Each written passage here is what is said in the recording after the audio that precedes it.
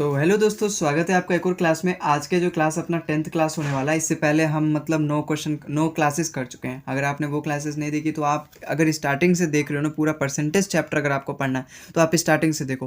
हालांकि इस वीडियोस में एक नया कंसेप्ट रूबरू कराऊंगा, आपको एक नया कंसेप्ट बताऊंगा जो कि अपना ओवरऑल परसेंटेज जब भी निकालते हैं। तो अगर आपको केवल ये कंसेप्ट देखना है तो आप इस वीडियो को यहाँ पे कंटिन्यू कर सकते हो, वरना अगर आपको स्टार्टिंग से देखना है जहाँ पे मैंने बिल्कुल स्क्रैच से इस चैप्टर को पढ़ाया है तो आप क्लास 1 से देखो, ठीक है। और आगे बढ़ने से पहले एक बात और बताऊं, अगर आपको इस क्लास की पीडीएफ चाहिए तो आप हमारे भोलू मैथ्स टेलीग्राम चैनल को ज्वाइन कर सकते हो, जिसकी लिंक भी मैंने डिस्क्रिप्शन में दे रखी है। और अपने डायरेक्ट पीडीएफ की जो लिंक होती है ना, उसको भी डिस्क्रिप्शन में दे रखी है, तो आप वहां से जाके डाउनलोड कर सकते हो। स्टार्ट करते हैं आज का लेक्चर। देखो पहला क्वेश्चन क्या बोल रखा है, I scored 72%, है ना। A scored 72% in a paper with a maximum marks of 900 and 80% in another paper with a maximum marks of 700. If the result is based on the combined percentage, ठीक है, यहाँ पे बात आ गई ना, overall percentage, combined percentage of two paper, then the combined percentages, है ना। पहले सवाल को देखो आखिर क्या क्या रहा है, ठीक है। अब देखो यहाँ बोल रहा है 72% पेपर उसके आए, एक ऐसे एग्जाम है उसका जो टोटल जो एग्ज़ाम का नंबर था, टोटल मार्क्स था, मैक्सिमम नंबर कितना था, 900 नंबर का पेपर था जिसमें उसने 72% आई उसकी। और उसी एक और दूसरा पेपर लिया गया जिसमें उसका मैक्सिमम नंबर 700 था, मतलब 700 नंबर का पेपर था, उसमें उसके 80% आया। तो मुझे बताना है कि दोनों सब्जेक्ट को मिला के उसके कितने परसेंटेज आए। सपोज मैं एक एग्जाम्पल लेता हूँ, उसके मैथ्स जो मैक्सिमम मार्क्स थे वो 900 का पूरा नंबर 900 नंबर का पूरा पेपर था, और इंग्लिश का जो पूरा पेपर था वो 700 नंबर का था। तो एक बच्चा है वो 900 में से 72% लेकर आया और इंग्लिश के पेपर में मतलब 700 में से 80% लाया। तो मुझे बताना है कि उसके ओवरऑल परसेंटेज कैसे आए। अब देखो जो बच्चा ना, अभी मैं कंसेप्ट आपको बताऊंगा कि ऐसे सवाल को कैसे डील करना है। ऐसे सवालों के लिए एक नया ही कंसेप्ट बनाया गया है, तो उस चीज़ को हम पढ़ेंगे। लेकिन जो बच्चा उस कंसेप्ट को नहीं जानता, जिसका नाम डेविएशन है, ठीक है, डेविएशन मेथड से हम इस सवाल को सॉल्व करेंगे, जिससे हमारा सवाल एकदम आसान बन जाएगा, चुटकियों में हो जाएगा, 3-4 सेकंड का बन जाएगा। लेकिन बेसिक से कैसे करेंगे इस सवाल को बताता हूँ, ठीक है। बेसिक से हम बचपन से करते आ रहे हैं, 6ठी-7वीं से ही। देखो परसेंटेज निकालने के लिए क्या होता है अपना, नीचे तो हम टोटल मार्क्स से डिनोट करते हैं, टोटल मार्क्स से डिवाइड करते हैं, नीचे क्या लिखता है अपना टोटल मार्क्स, और ऊपर क्या आता है अपना ऑब्टेन्ड मार्क्स, ठीक है। बिल्कुल सबको पता होगा ये निकालना, ऑब्टेन्ड मार्क्स, ठीक है, ऑब्टेन्ड मार्क्स। अब यहाँ पे उस बच्चे का टोटल नंबर कितना है भाई, 900 नंबर का पेपर है मैथ वाला और 700 नंबर का अपना इंग्लिश वाला पेपर है, तो टोटल नंबर कितने का हो जाएगा 1600। इसका मतलब मेरा नीचे क्या आ जाएगा अपना 1600 नंबर का पूरा पेपर है। अब देखो 72% आया उसके 900 में से, परसेंटेज से मैं 00 काट दूंगा भाई, 900 का 72% जब मैं निकालूंगा तो पता चल जाएगा मुझे मैथ में उसके कितने नंबर आए। तो परसेंटेज से ये 00 कट जाएगा, कितना आएगा 9 7 63, मतलब 630, और 9 2 18 मतलब 648। तो 648 उसके मैथ में नंबर आए। और इंग्लिश में कितने आए भाई, परसेंटेज से 00 कट जाएगा, 8 7 56, इसका मतलब 560 नंबर उसके इंग्लिश में आए 700 में से। तो मुझे बताना ओवरऑल परसेंटेज कितना आया, है ना। परसेंटेज फाइंड करने के लिए 100 से मल्टीप्लाई कर दूंगा, देखो 100 से तो 00 कट जाएगा, ये कितना है 6 5 11, 60 40 100 और 108, मतलब 1208। 1208 को जब मैं 16 से डिवाइड करूँगा तो कितने बार मिल जाएगा, 16 7 112, 8 और 8, 16 5 80 और 16 5 80। इसका मतलब टोटल मेरा ओवरऑल परसेंटेज कितना है 75.5%। ये one of the basic method है, one of the basic method, मतलब जो हर बच्चा जानता है, लगभग 90% बच्चा जानता है, नहीं जानता तो आना चाहिए। उसके बाद आपका एसएससी वाला कंसेप्ट शुरू होता है, ठीक है। तो उसके परसेंटेज कितना है, ऑप्शन नंबर ए हो गया। लेकिन इसको करने के और भी तरीके हैं, ये तो अपना बेसिक वाला तरीका है जो कि आपको एसएससी के एग्जाम में बिल्कुल नहीं करना, क्योंकि वहाँ पे टाइम की बहुत ही ज़्यादा कमी होती है। तो उसी के लिए एक नया कंसेप्ट मैं आपको बताने वाला हूँ जो कि है अपना डेविएशन मेथड, ठीक है। तो अपनी कॉपी निकालो, पेन निकालो और कॉपी के पेज को गर्म करना स्टार्ट करो अपनी पेन की लिखावट से। देखो डेविएशन मेथड क्या कहता है, मैं इसी एग्जाम्पल, इसी डाटा, इसी क्वेश्चन के डाटा को उठाता हूँ। मैथ्स में मेरे कितने नंबर आए 900 आए, और इंग्लिश में मेरे कितने, मतलब टोटल मार्क्स 700 का है। मैथ्स में कितने परसेंटेज आए 72% आए, इंग्लिश में कितने परसेंटेज आए 80% आए। अब जब मैंने वहाँ पे सवाल सॉल्व किया था, जैसे यहाँ देखो एक मेथड, देखो आपको एक बताता हूँ, जैसे धीरे धीरे मैं आपको सारे मेथड्स बताऊंगा, लेकिन स्टार्टिंग से बताता हूँ। जैसे मैंने परसेंटेज में कन्वर्ट कर लिया, मैंने यहाँ पे 100 से मल्टीप्लाई किया ना, अब ये 100 से मेरे नीचे 16 वाला कट गया। अब एक्चुअली ये जो 16 आया है ना, 16, ये इन दोनों का रेशो का ही सम तो है। इसका मतलब जब भी मुझे इस तरीके से दिखे तो यहाँ ऊपर जो भी मैक्सिमम दिया रहा है ना, मैं उनका रेशो फाइंड कर लूँ। देखो 100 से ये 100 से दोनों 100 से जा रहे हैं, इसका मतलब 9:7 हो गया। अब देखो अब जब मुझे भी फाइंड करना होगा ना, तो मैं डायरेक्ट ऐसे करूँगा। अब मुझे 100 से इसकी फाइंड करने की जरूरत नहीं है भाई, टोटल अपना कितना आएगा भाई, टोटल मार्क्स तो यही है ना, टोटल नंबर का पेपर यही है, तो नीचे अपना टोटल मार्क्स आता है, तो 9 7 16, रेशो का सम तो 9 7 16 होगा। अब 9 का 72%, 9 का 72% प्लस में 7 का 80%, 7 का 80% अपना ये कैलकुलेट करना है। यहाँ से क्या आप कुछ कॉमन ले सकते हो? बिल्कुल कॉमन ले सकते हो भाई। 80% में ही छुपा होता है अपना 72%। और साथ में इसे ऐसे भी तो लिखता हूँ 72% प्लस में 8%। इसका मतलब इस टोटल को मैं कैसे लिख सकता हूँ? इस पूरे को मैं कैसे लिख सकता हूँ? इस पूरे को मैं ऐसे लिख सकता हूँ, इसकी मल्टीप्लाई हो जाएगी अपना 7 से और 72% प्लस में 8%। ठीक है, तो इस चीज़ को मैं कैसे लिख सकता हूँ? ऐसे लिख सकता हूँ। अब यहाँ देखो 70% यहाँ पर भी है, 70% यहाँ पर भी है, तो 9 का 72% और 7 का 70%, 7 का 72%, इसका मतलब क्या हो गया? ये 16 का 72%, और यहाँ पे क्या बचा अपना एक्स्ट्रा? 7 का 8% बचा, और नीचे अपना क्या है? 16 है। देखो 16 से ये 16 कट गया, इसका मतलब 72% प्लस में, अब इसको इससे डिवाइड करो भाई, 8 2 16 आ रहा है ना समझ में? बिल्कुल अच्छे से समझा रहा हूँ भाई मैं। 7 को भाई, इसका मतलब क्या है कि जब ये अपना आया यहाँ बीच में प्लस है, तो मैं 16 को दोनों डिवाइड 16 से दोनों को डिवाइड कर रहा हूँ एक एक बार। जब मैंने इसको डिवाइड किया तो 16 से 16 कट गया, 72% आ गया। प्लस में अब ये इस वाली चीज़ को मैं 16 से डिवाइड करूँगा, कितने बार में जाएगा? 8 से 2 बार में कट जाएगा, 2 से अपना 7 कितने बार में कट जाएगा? 3.5 बार में। तो आया कितना? 75.5%। तो यहाँ से भी तो अपना 75.5% आया।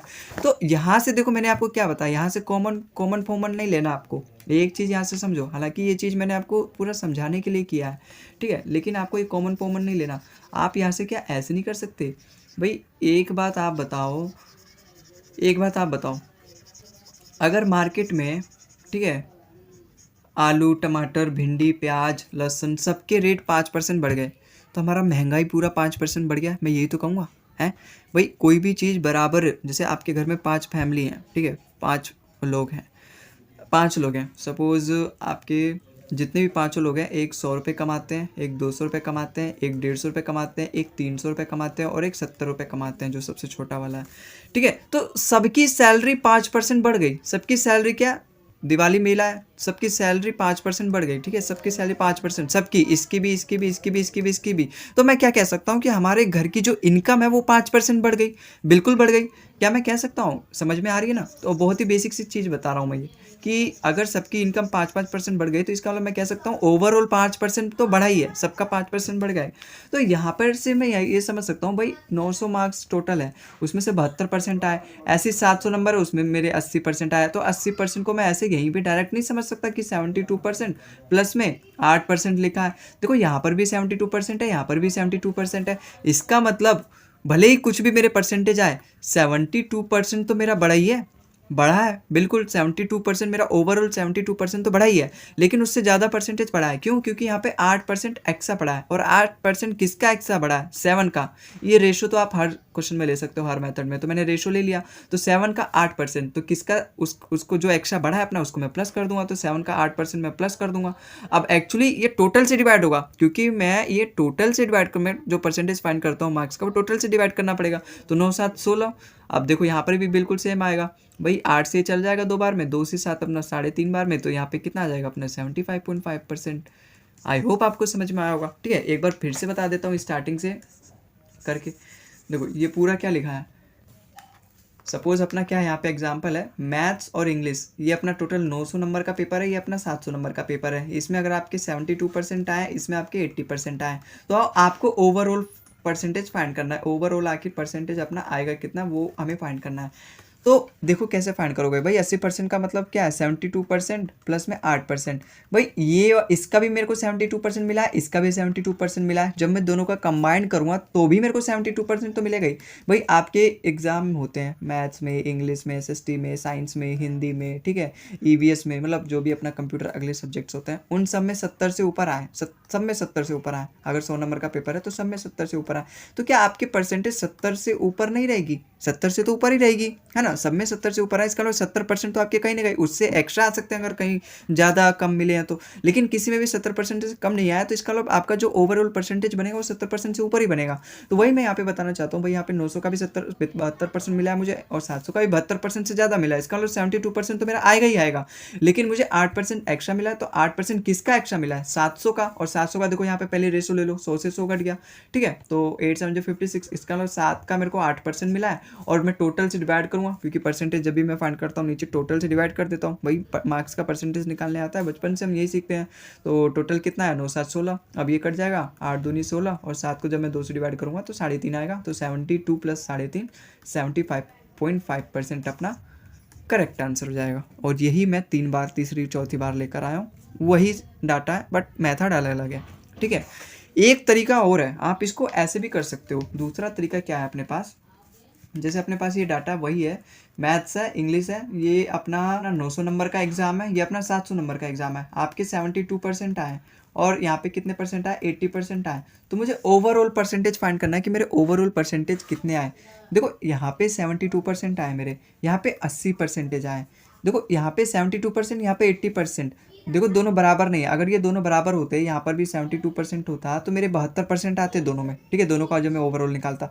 लेकिन यहाँ 72% से ज़्यादा दे रखा है, यहाँ पे ज़्यादा दे रखा है ना 72% से, इसका मतलब मेरा 72% और 80% के बीच में आएगा, कहीं कहीं भी बीच में आएगा। भाई अगर मान लो एक आपका 70 नंबर का पेपर है ना, मतलब 70 नंबर आया आपके, 100 में से दोनों पेपर होने वाले हैं, एक आपका 70 नंबर आया एक में और एक में आपके 95 आए, तो क्या आपका जो एग्जाम का जो परसेंटेज है ओवरऑल निकालोगे, क्या वो 60% आएगा? बिल्कुल नहीं आएगा, क्योंकि एक में 70 आया एक में 95 आया, तो कहीं ना कहीं 70 और 95 के बीच में ही होगा परसेंटेज, ठीक है। और वो बात अलग है जब हम इसको प्लस करेंगे, देखो 9 7 16 इसका 165 आएंगे 200 में से, तो जब मैं इसको डिवाइड करूँगा तो 82.5% आएगा, है ना। तो कहीं ना कहीं वो 70 और 95 के बीच में ही तो आया, तो यहाँ पर भी 72% है, यहाँ पे 80% है, तो इन दोनों के बीच में ही कहीं ना कहीं मेरी परसेंटेज वैल्यू आएगी। तो मैं लेट कर लूँगा, मैंने सपोज लेट कर लिया कि मेरे 75% आएंगे, मैंने लेट किया है। अब मैं इसमें जोड़ घटान करूँगा कि कहाँ पे एक्स्ट्रा और कहाँ पे कम दिया है, मैं बैलेंस करूँगा, फिर वहाँ से मेरी परसेंटेज ओवरऑल आ जाएगी। देखो मैंने मान लिया कि मेरे 75% आए, लेकिन यहाँ तो 72% दे रखा है। भाई यहाँ पे कितना कम है, माइनस का 3% कम है ना, इसका मतलब मैं इसमें से -3% कम कर दूंगा। और किसका कम करूँगा, 900 का। पहली रेशो ले लो, 9 का रेशो ले लो।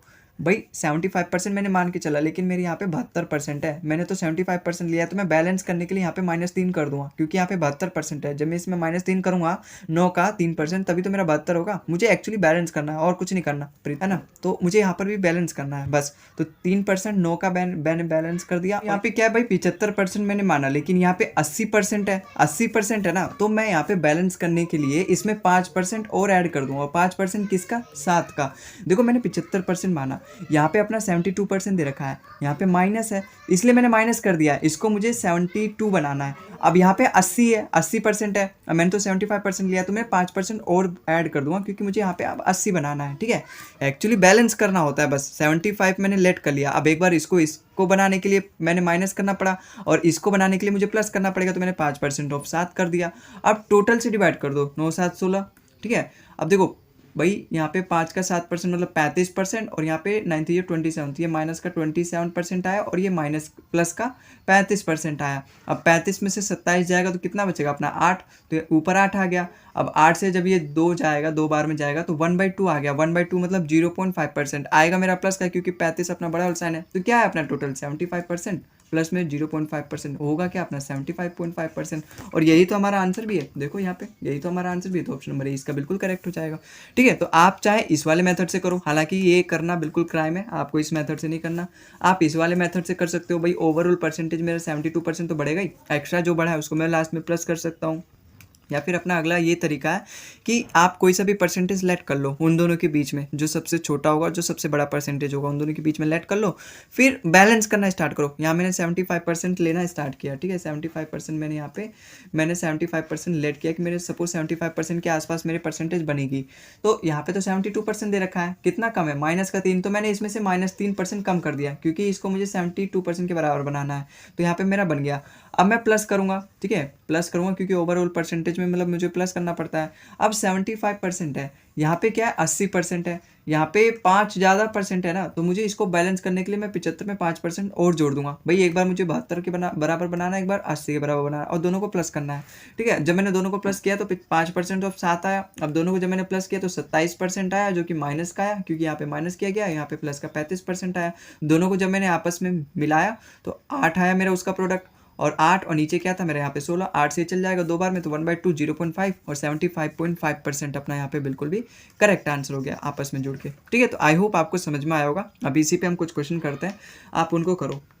तो अपना क्वेश्चन नंबर 2 बोल रहा है, for an examination of practical based subject the total marks is 100, the breakup theory practical project and viva voice is 40%, 30%, 20% and 10%। Actually ये क्या वेटेज है, जो अपना थ्योरी है वो 40% है ना। टोटल अपना 100% अगर एग्जाम है तो उसमें वेटेज दे रखा है कि 40% अपना थ्योरी पूछा जाएगा, 30% अपना प्रैक्टिकल और 20% अपना प्रोजेक्ट और 10% अपना क्या पूछा जाएगा, वाइवा वॉइस पूछा जाएगा। तो क्या पूछा जाएगा भाई, थ्योरी, प्रैक्टिकल, प्रोजेक्ट और वाइवा वॉइस। देखो 40% वेटेज है अपना थ्योरी का, 30% वेटेज अपना प्रैक्टिकल का और 20% अपना वेटेज है प्रैक्टिकल का और 10% अपना वेटेज है वाइवा वॉइस का। एक कैंडिडेट है जिसने स्कोर किया 80% इन थ्योरी, ठीक है, और 70% इन प्रैक्टिकल, ठीक है, और 60% इन प्रोजेक्ट, ठीक है, और 50% इन वाइवा वॉइस। तो मुझे फाइंड करना है what is her aggregate percentage. Aggregate percentage मतलब उसका ओवरऑल परसेंटेज कितना है। तो देखो मैंने कैसे बताया, इसका रेशो ले लो भाई, इनका टोटल का रेशो लिखो, परसेंटेज से तो सारे परसेंटेज कट जाएंगे और जीरो से सारे जीरो कट जाएंगे। इसका मतलब सबको मैं 10 से डिवाइड करूँ तो मेरा ओवरऑल क्या आ जाएगा, अपना रेशो आ जाएगा सबका। अब मैंने क्या बताया था, मैंने 2-3 मेथड बताए थे आपको, या तो आप कोई सा भी लेट कर लो भाई, यहाँ पे 80% है, यहाँ 70, 60 या 50। देखो आप ना जो सबसे मैक्सिमम है और जो सबसे छोटे वाले नंबर है उनको उठाया करो। 80% उठाया मैंने और यहाँ पे 50% उठाया। अब इन दोनों के बीच में मेरा कौन सा नंबर है ना, कोई सा भी नंबर मैं उठा लूँ। सपोज मेरे देखो आंसर जो है मेरे 70% के आसपास है, 70, 72, 68, 67, तो मैं मान लेता हूँ कि मेरे 70% एग्जाम में आए। यहाँ पे कितना है, एक्स्ट्रा 10% है, तो इसको मुझे 80% बनाना है, तो मैं 10% ऐड करूंगा। 10% किसका, 40 का, तो मेरा 40% हो जाएगा, ठीक है। अब यहाँ तो मैं कुछ भी ऐड नहीं करूंगा, 70% है, 70 तो यहाँ जीरो का जीरो रहेगा। तो यहाँ पे 60% है, अब मुझे यहाँ पे जैसे 70% है, अब मुझे इसको 60% बनाना है बैलेंस के लिए, तो मैं कितना माइनस कर दूंगा, माइनस का 10% माइनस करूंगा। और यहाँ पे 2 दे रखा है तो मैं 10 का 2% मतलब 2 का 10% से मल्टीप्लाई करोगे तो माइनस होगा ना, तो 20% आ जाएगा, ठीक है। अब यहाँ पे 50% दे रखा है, यहाँ पे 70% दे रखा है, मुझे इस 70 को 50% बनाना है, तो मैं माइनस का 20% करूंगा। और 20% किसका, एक का 20% 20 ही होता है, ठीक है, 20%। अब यहाँ देखो ये 20%, ये 20% और ये 40% प्लस का आपस में कट जाएंगे, इसका मतलब मेरा ओवरऑल परसेंटेज कितना है, 70%। तो ऑप्शन नंबर ये बिल्कुल सही हो जाएगा, ठीक है। तो आई होप आपको समझ में आया होगा। आप इसको बेसिक मेथड से भी कर सकते हो, जैसे अपना बेसिक मेथड क्या बोल रखा था, बेसिक मेथड मैंने क्या बताया था आपको, टोटल नंबर पहले तो ऊपर मार्क्स ऑब्टेन लेकर आना है और फिर टोटल नंबर से उसको डिवाइड कर देना है। भाई टोटल का तो मैंने रेशो ले लिया जो कि कितना है, 4, 3, 7, 2, 9, 10, इसका मतलब टोटल मेरा कितना है, 10 आया। अब 4 है, उसका 80% कितना होगा, ऐसे मल्टीप्लाई कर दो, 320%, ठीक है, प्लस में 70 और 3 मतलब 210 और प्लस में 6 2 12, इसका मतलब 120 और प्लस में 50 की, तो इससे एज इट इज मल्टीप्लाई होगी। देखो 10 भाई यहाँ पे प्लस दे रखा है सब में, तो इसका मतलब क्या है, मैं 10 से हर एक को डिवाइड कर रहा हूँ, तो 10 से सबके जीरो काट दो, ऐसे ऐसे काट दो, मन में काट दो, फिर सबके जो ओरिजिनल नंबर है उनको प्लस कर लो आपस में।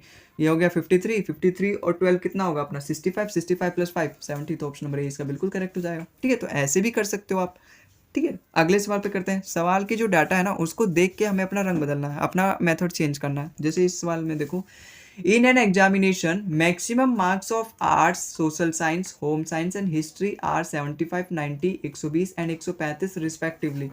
If a candidate get 56%, 73% and 102 marks and 78% respectively, then find his overall percentage. देखो एक कैंडिडेट है जिसमें उसके मैक्सिमम मार्क्स कितने हैं, 75 है, 90 है, 120 है और 135 है, ठीक है। अब वो गेन करता है, पहले वाले में 56% गेन करता है, दूसरे में 73% गेन करता है और तीसरे में 102 नंबर गेन करता है। तो मैं इसकी परसेंटेज फाइंड कर लेता हूँ। 102 नंबर गेन करता है वो 120 में से कितने बार में जाएगा, देखो दोनों 6 से जा रहा है, 6 से 17 बार में, 6 से ये जा रहा है 20 बार में, 1/20 अपना 5% होता है, 17/20 अपना 85% के बराबर हो जाएगा। इसका मतलब इसके 85% है यहाँ पे, और यहाँ पे 78% तो हमें सवाल में दे रखा है। तो अब मुझे इसका ओवरऑल परसेंटेज फाइंड करना है। देखो मैंने क्या बताया था स्टार्टिंग में, इन सब का रेशो ले लो, हमारी कहानी एकदम आसान हो जाएगी। 15 5 75, 15 6 19, 15 8 120, 15 9 135, ठीक है। तो अपना रेशो आ गया। अब इस सवाल को जब आप बेसिक तरीके से बनाओगे ना तो आपका ज़्यादा टिपिकल लगेगा, ज़्यादा टाइम खराब होगा। भाई पहले मुझे टोटल से डिवाइड करना है, 5 6 11 9 20 28, इसका मतलब मुझे 28 से डिवाइड करना पड़ेगा और फिर इन सब का मल्टीप्लाई करके ऊपर लिखना पड़ेगा प्लस करके, ठीक है। तो मुझे वो काम यहाँ पे नहीं करना है, इसी के लिए हमारा डेविएशन मेथड इजाद किया गया है। और डेविएशन मेथड क्या कहता है कि देखो यहाँ पे 56% है, यहाँ 73% है, यहाँ पे 85% है, यहाँ 78% है। हमारा हाइएस्ट क्या है 85% है और लोवेस्ट क्या 56% है। तो मैं इन दोनों के बीच में कोई भी एक अपना परसेंटेज डिनोट कर लूँगा, लेट कर लूँगा, तो मैं मान के चलूँगा कि मेरे उतने परसेंटेज आए।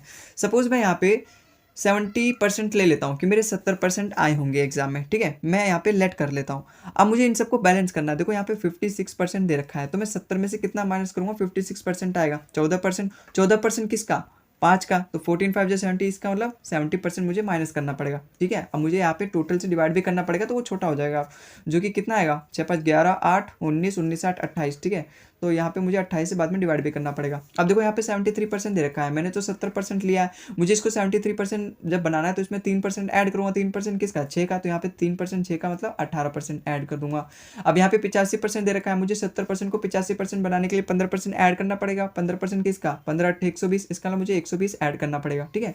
जो ज़्यादा है उसको प्लस करते हैं, जो कम है उसको माइनस करते हैं, जो कि मैं बता रहा हूँ बैलेंस करने के लिए जो होता है। अब जैसे यहाँ 70% दे रखा है, यहाँ पे 78% है, भाई मुझे 8% प्लस करना पड़ेगा यहाँ पे, क्योंकि मुझे इस 70 को 78 बनाना है, तो 8% प्लस करूँगा। 8% किसका, 9 का, तो 8 9 जा 72%, ठीक है। तो यहाँ पे 72% हो गया।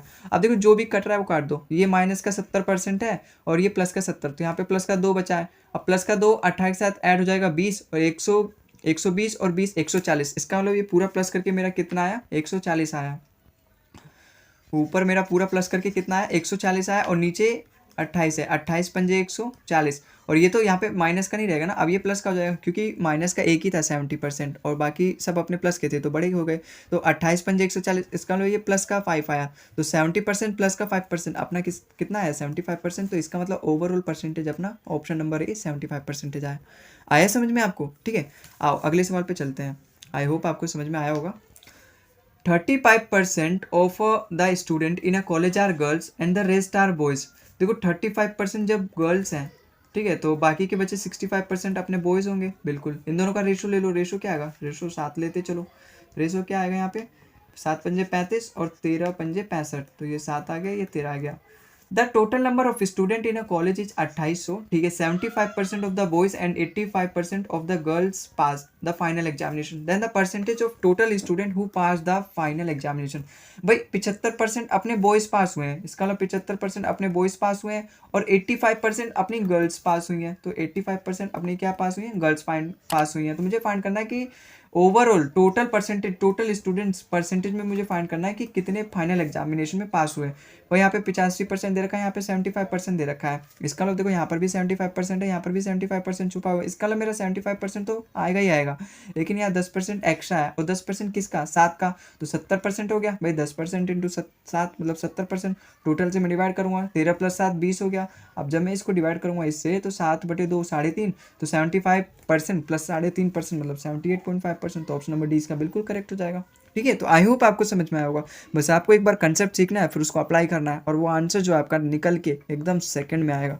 जैसे अगले क्वेश्चन को देखते हैं।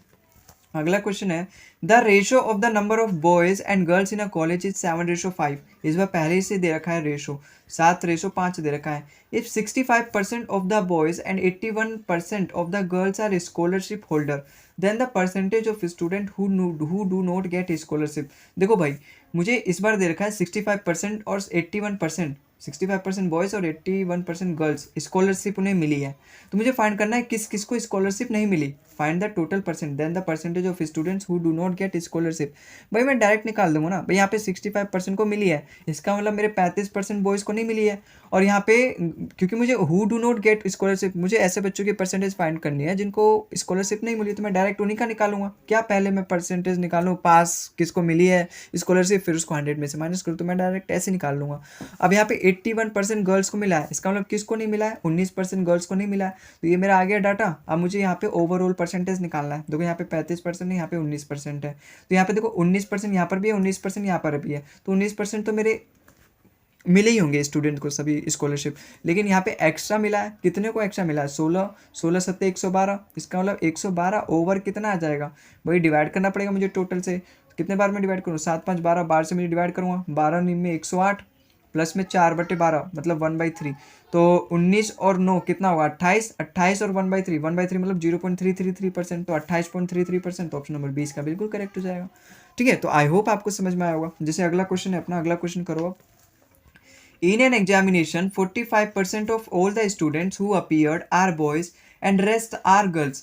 भाई 45% क्या है, बॉयज़ है। 45% की फ्रैक्शन वैल्यू होती है अपनी 9/20, इसका मतलब बॉयज़ और गर्ल्स का रेशो क्या होगा भाई, अगर 9 बॉयज़ हैं तो बाकी के बचे 11 गर्ल्स हैं अपने।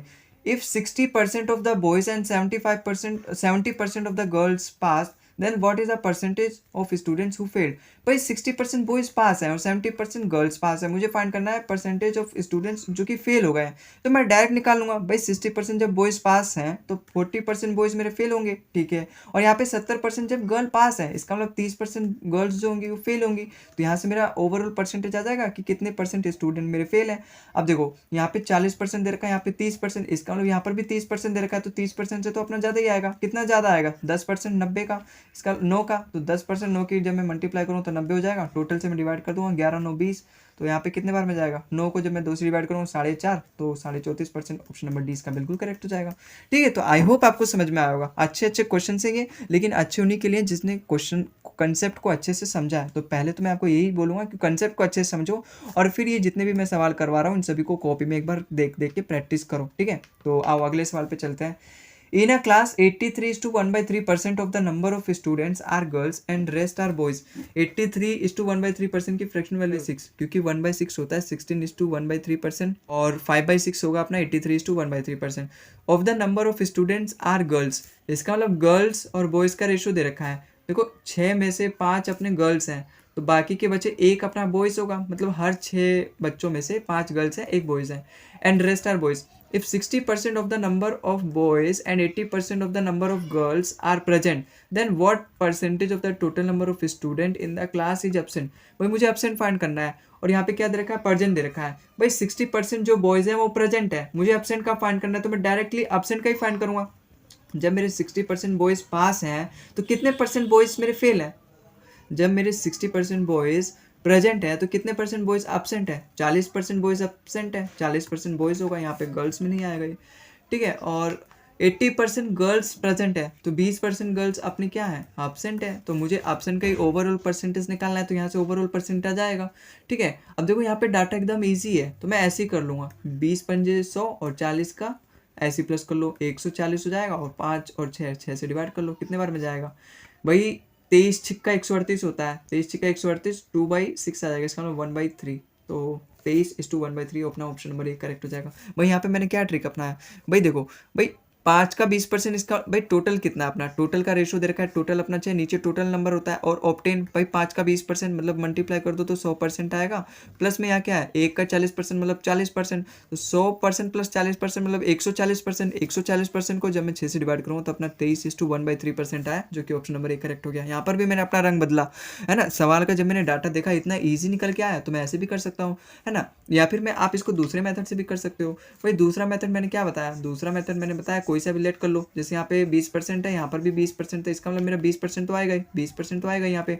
लेकिन यहाँ तो देखो यहाँ का कहानी खत्म, अब यहाँ पे 20% एक्स्ट्रा है, 20% किसका, एक का, तो यहाँ 20% एक्स्ट्रा एक का 20% होगा, 5 + 6 से डिवाइड कर लो, 6 3 18, फिर कितना बचा अपना 2/6, तो 1/3 आ जाएगा, तो 20 + 3 1/3 मतलब 23:1/3%। देखो आएगा वही, लेकिन जब मैं क्वेश्चन की प्रैक्टिस कर लेता हूँ ना, तो मुझे सवाल में देखते ही पता चल जाएगा मुझे कौन सा मेथड अपना है, यहाँ पे कौन सा मेथड मेरे लिए ईजी होगा करना अपनाना। ठीक है, तो इसीलिए बोलता हूँ इस क्लास की पीडीएफ मैंने लिंक दे दिया डिस्क्रिप्शन में, आप वहाँ पे जाके डाउनलोड कर सकते हो और फिर से इसको सभी क्वेश्चंस को एक बार और लगा सकते हो।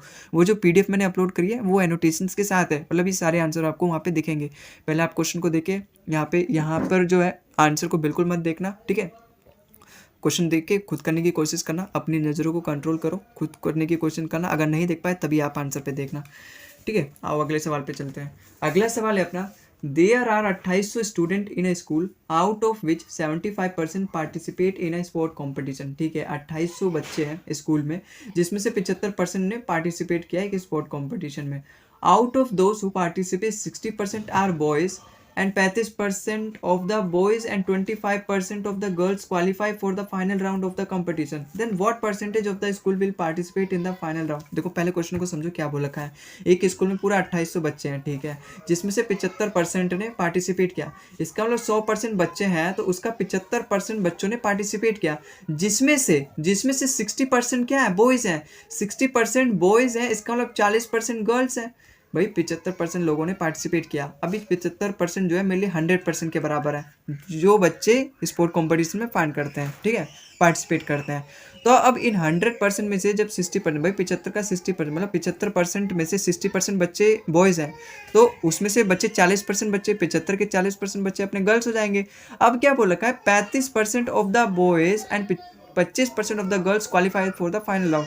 इसका मतलब 35% अपने बॉयज़ क्वालिफाई कर गए और 25% अपने गर्ल्स क्वालिफाई कर गए। तो मुझे फाइंड करना है what percentage of the school will participate in the final round. पहले तो आप यहाँ पता करो कि यहाँ पे कितने ओवरऑल बच्चे फाइनल राउंड के लिए क्वालिफाई कर गए। भाई इन दोनों का रेशो ले लो 23 या 60 22 या 40।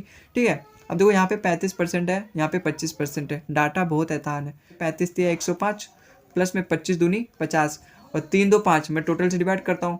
भाई इसको डिवाइड करने का मतलब ये नहीं कि आप पहले टोटल करो 155 फिर उससे 5 से डिवाइड करो, कितने बार में जाएगा 31 बार में। नहीं, अपना ना एक एक सेकंड बचाया करो, एक एक सेकंड भी कीमती होता है एग्जाम में।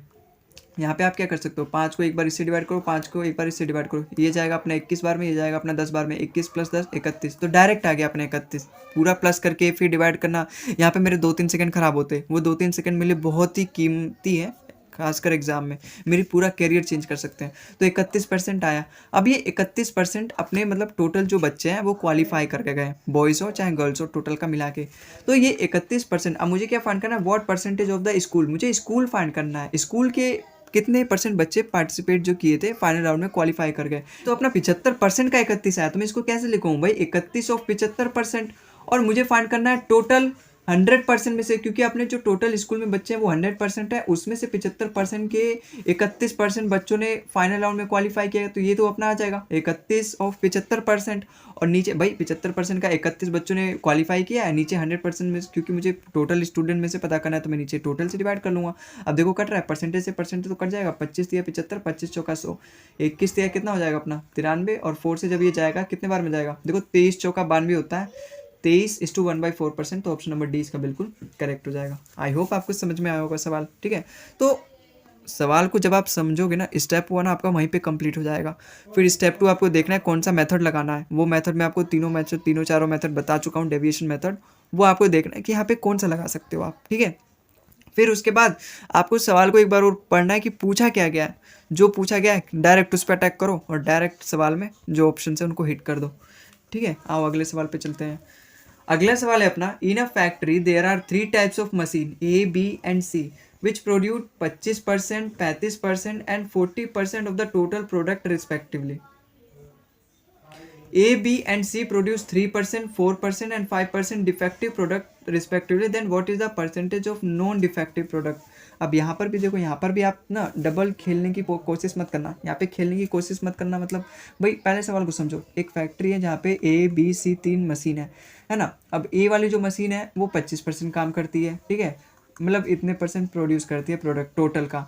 और टोटल प्रोडक्ट का B वाली जो मशीन है वो 35% प्रोडक्ट का करती है। ठीक है, तो देखो 35 और 25 60%, बाकी के बचे 40% वो अपना मशीन नंबर सी काम कर देती है। तो टोटल मशीन कितने अपने ए बी सी तीनों मशीन है, जहाँ पे ए अपना 25% प्रोडक्ट निकालती है, बी अपना 35% निकालती है और 40% अपना सी निकालती है। तो यहाँ पे आपको लिखने की जरूरत है नहीं, स्क्रीन पे ही डायरेक्ट अपना रेशो ले लो। और ये ए बी सी मैं आपको यहाँ पे लिख के बता रहा हूँ, लेकिन आपको लिखने की जरूरत नहीं है, पहले लिख रहा हूँ फिर मिटा रहा हूँ ताकि आपको याद रहे कि यहाँ पे ये सब करना नहीं है पागलपंती। ये आपको सिलेक्शन से और दूर ले जाएगा। यहीं पे आप रेशो ले लो, 5 का 5 से, 5 का 7 से, 5 का 8 से। इसका मेरा रेशो कितना है 5:7:8 आया। ठीक है, अब मुझे यहाँ पे 3%, 4% और 5% डिफेक्टिव प्रोडक्ट, ये तीनों रिस्पेक्टिवली प्रोड्यूस करते हैं। तो मुझे फाइंड करना है नॉन डिफेक्टिव। देखो यहाँ पे दे रखा है डिफेक्टिव, है ना, इतने % ये सारी मशीनें डिफेक्टिव प्रोडक्ट को प्रोड्यूस करते हैं, लेकिन मुझे फाइंड करना है नॉन डिफेक्टिव। तो जब मैं भाई मुझे यहाँ पे % फाइंड करके फिर 100 में से माइनस करना पड़ेगा नॉन डिफेक्टिव फाइंड करने, क्योंकि यहाँ पे डिफेक्टिव दे रखा है, यहाँ पे नॉन डिफेक्टिव पूछ रखा है। तो जब मैं इसको पहले ही नॉन डिफेक्टिव फाइंड कर लूँ, भाई पहले 97 आएगा, इसका मतलब भाई 3% अगर डिफेक्टिव प्रोडक्ट है तो 97% नॉन डिफेक्टिव होगा, 90% मतलब सही होगा। भाई 4% अगर डिफेक्टिव है मतलब खराब % है, खराब निकलने प्रोडक्ट, तो 96% सही निकलने होंगे। अगर 5% खराब निकलने तो 95% निकलने होंगे सही। लेकिन यहाँ पे पता है 97, 96, 95 के साथ मुझे कैलकुलेट करना ज़्यादा हार्ड पड़ेगा ना, इसलिए मैं यहाँ पे 3, 4, 5% को ले सकता हूँ। हालांकि देखो जब 3, 4, 5 जब आप 3%, 4% और 5% को लेओगे तो आप देखो बेसिक मेथड से कर सकते हो। भाई अपना टोटल कितना है 7, 5, 12 और 8, 20, और अपना यहाँ पे 5 का 3% मतलब 15%, प्लस का 7 का 4% मतलब 28%, और अपना 5 का 8 का 5% मतलब 40%। देखो जब आप प्लस करोगे कितना आएगा, 68, 68 5 73, 73 10 83। इसका मतलब मुझे 83 को 20 से डिवाइड करना पड़ेगा। देखो जब मैं 2 से इसको डिवाइड करूँगा कितने बार में जाएगा, 41.5 बार में, और जब मैं इसको 0 से एक बार और डिवाइड करूँ तो 4.15। तो ये कितना है अपना टोटल डिफेक्टिव प्रोडक्ट। जब मैं इसको 100 में से माइनस करूँगा तो अपना नॉन डिफेक्टिव प्रोडक्ट आएगा, जो कि कितना आएगा अपना 95.85%। तो अपना ऑप्शन नंबर ए करेक्ट हो गया। ठीक है, तो यहाँ पे मैंने जब 3 4 5% से निकाला तो अपना बेसिक मेथड यहाँ पे सबसे ईजिएस्ट लगा मुझे। लेकिन वहीं पे है ना, देखो आप इसी से ही करना, आप इससे भी कर सकते हो, आप अपना 97% 96% से भी लेके कर सकते हो। मैं दोनों तरीके से बता रहा हूँ आपको। ठीक है, आप दोनों में से कोई एक तरीका अपना सकते हो। भाई यहाँ पे 3% डिफेक्टिव है, मैं नहीं चाहता कि मुझे बाद में फिर 100 से माइनस करना पड़े, तो मैं यहाँ पे पहले ही नॉन डिफेक्टिव का निकाल ले रहा हूँ। भाई 3% जब अपना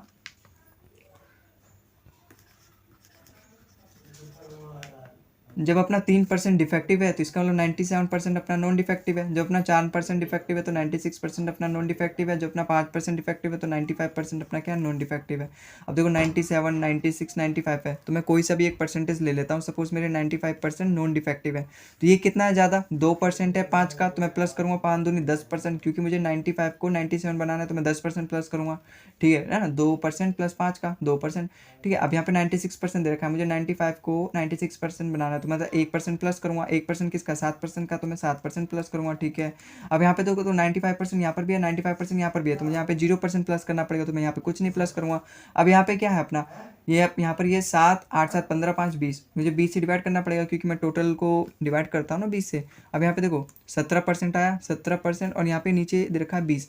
भाई आप ही बताओ ना, जब मैं 17 को 20 से डिवाइड करूँगा कितने बार में जाएगा, ये चला जाएगा अपना 85 बार में, 8.5 बार में चल जाएगा। अब जब मैं फिर से इसको डिवाइड करूँगा 0 से, 0 का मतलब 10 से डिवाइड करूँगा तो 0.85 आएगा।